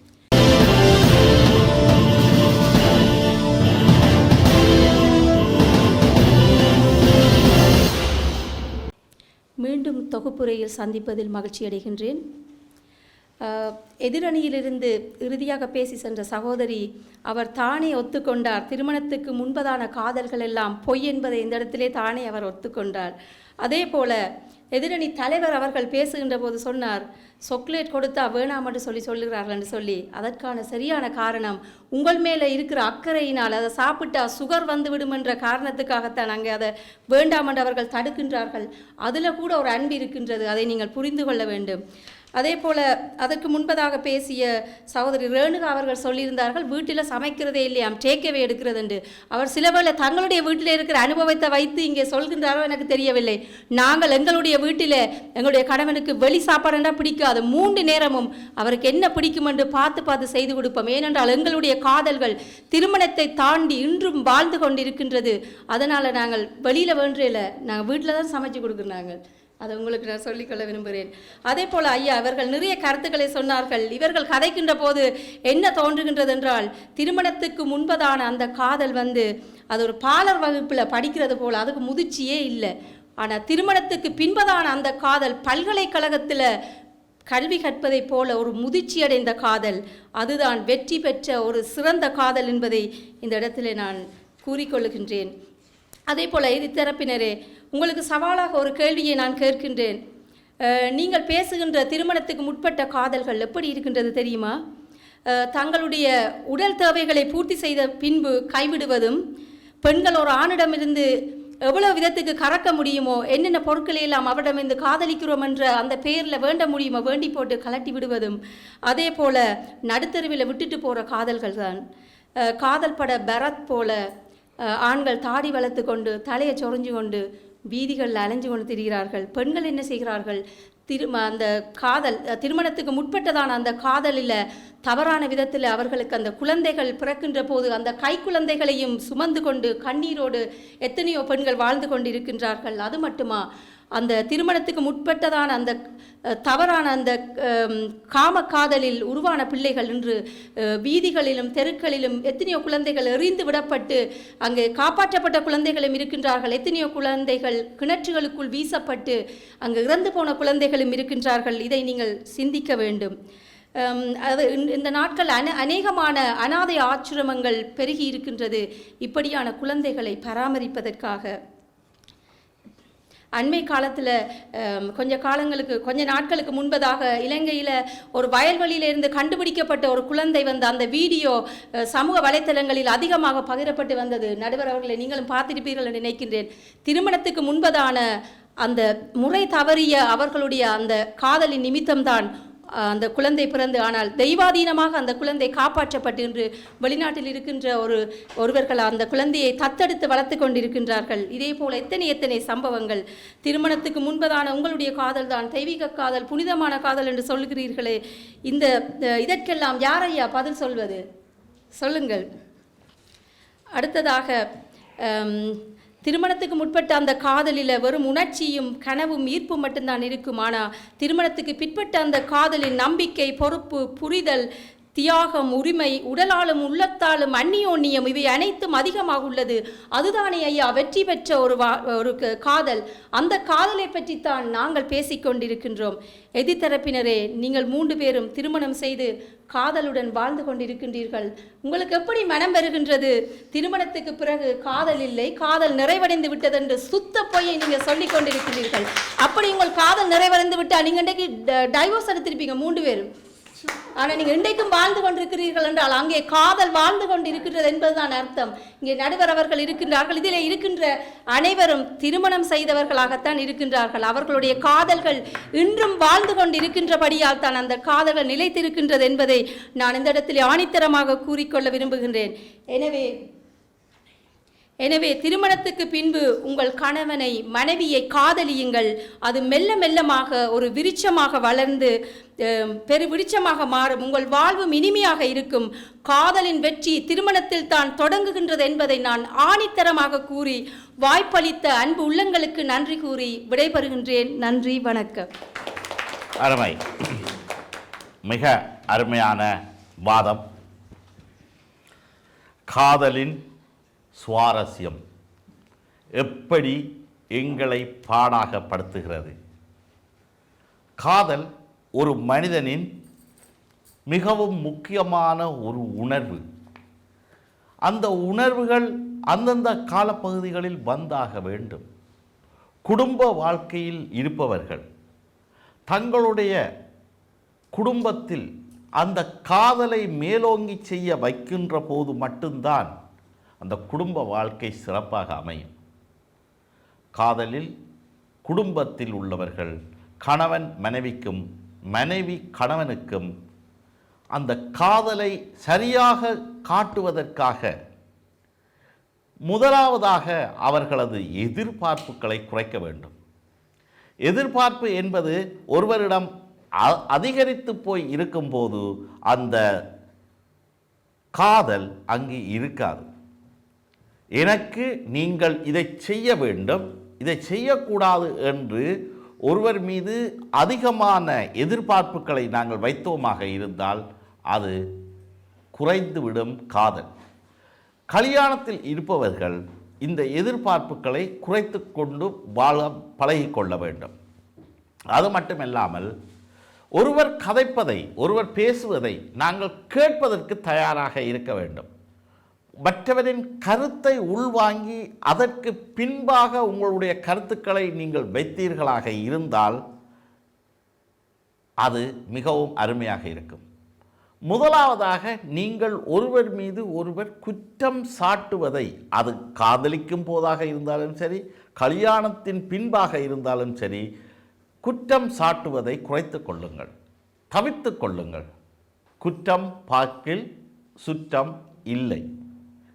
அது மட்டுமல்லாமல் எவர் ஒருவர் ஒரு பிழையை விடுகிறாரோ அவர் ஏன் அந்த பிழையை செய்ய வேண்டிய ஒரு சந்தர்ப்பம் வந்தது, எதிர்வரும் காலங்களில் அதை நிவர்த்தி செய்யலாம் என்பதையும் நாங்கள் புரிந்து கொள்ள வேண்டும். இந்த இரண்டு அணிகளின் பேச்சின் சிறப்பு என்னவென்றால் இந்த காதல் மேலோங்கி நின்றது. காதல் மேலோங்கி நின்றாலும் எனது பார்வையில் இந்த காதல் கல்யாணத்துக்கு முன்பா அல்லது பின்பா என்பதற்கு பதில் சொல்ல வேண்டிய ஒரு கட்டம் இருக்கிறது. உண்மையிலேயே இந்த இளமையில் வார காதல் மிகவும் அருமையாகத்தான் இருக்கிறது. ஏனென்றால் இந்த இளமை காதலுக்கு இருக்கின்ற அந்த கிளுகிளுப்பு, பரபரப்பு, சந்தோஷம், எதிர்பார்ப்புகள் வேறொரு பரிமாணத்தில் இருக்கிறது. அது அவர்கள் வேலை இல்லாமல் இருந்து இதையே வேலையாக செய்தாலும் சரி, இல்லை அப்பா அம்மாவை ஏமாற்றி போட்டு வந்து செய்தாலும் சரி, இந்த கல்யாணத்துக்கு முன்னுக்கு இருக்கிற காதலில் இருக்கிற அந்த சுவை, அது களவாக காதலிக்கிற அனுபவித்தவர்களுக்கு தான் தெரியும் எப்படி அதன் இதம் இருக்கும் என்று. இதை அனுபவித்தவர்கள் கல்யாணத்தின் பின்பு அந்த காதலை காணவில்லை என்று தேடுகிறார்கள். ஏனென்றால் அந்த காதல் அங்கே இல்லை.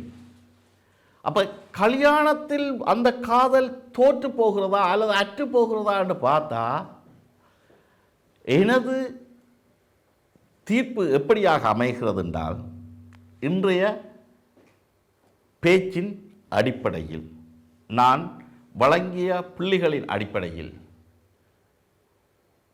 கல்யாணத்தின் காதலின்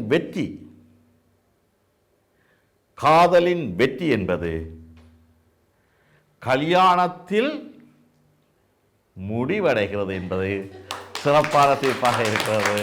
எனவே இந்த அணியினர் வெற்றி பெற்றிருக்கிறார்கள். மிகவும் அருமையான வாதம். திறம்பட தங்களது புள்ளிகளை சிறப்பாக வைத்தார்கள் எல்லோரும். இதில் கொண்டு வந்ததில் ஒரு விதமான தங்கு தடையும் இல்லாமல் தங்களுடைய கருத்துக்களை சிறப்பாக வைத்தார்கள்.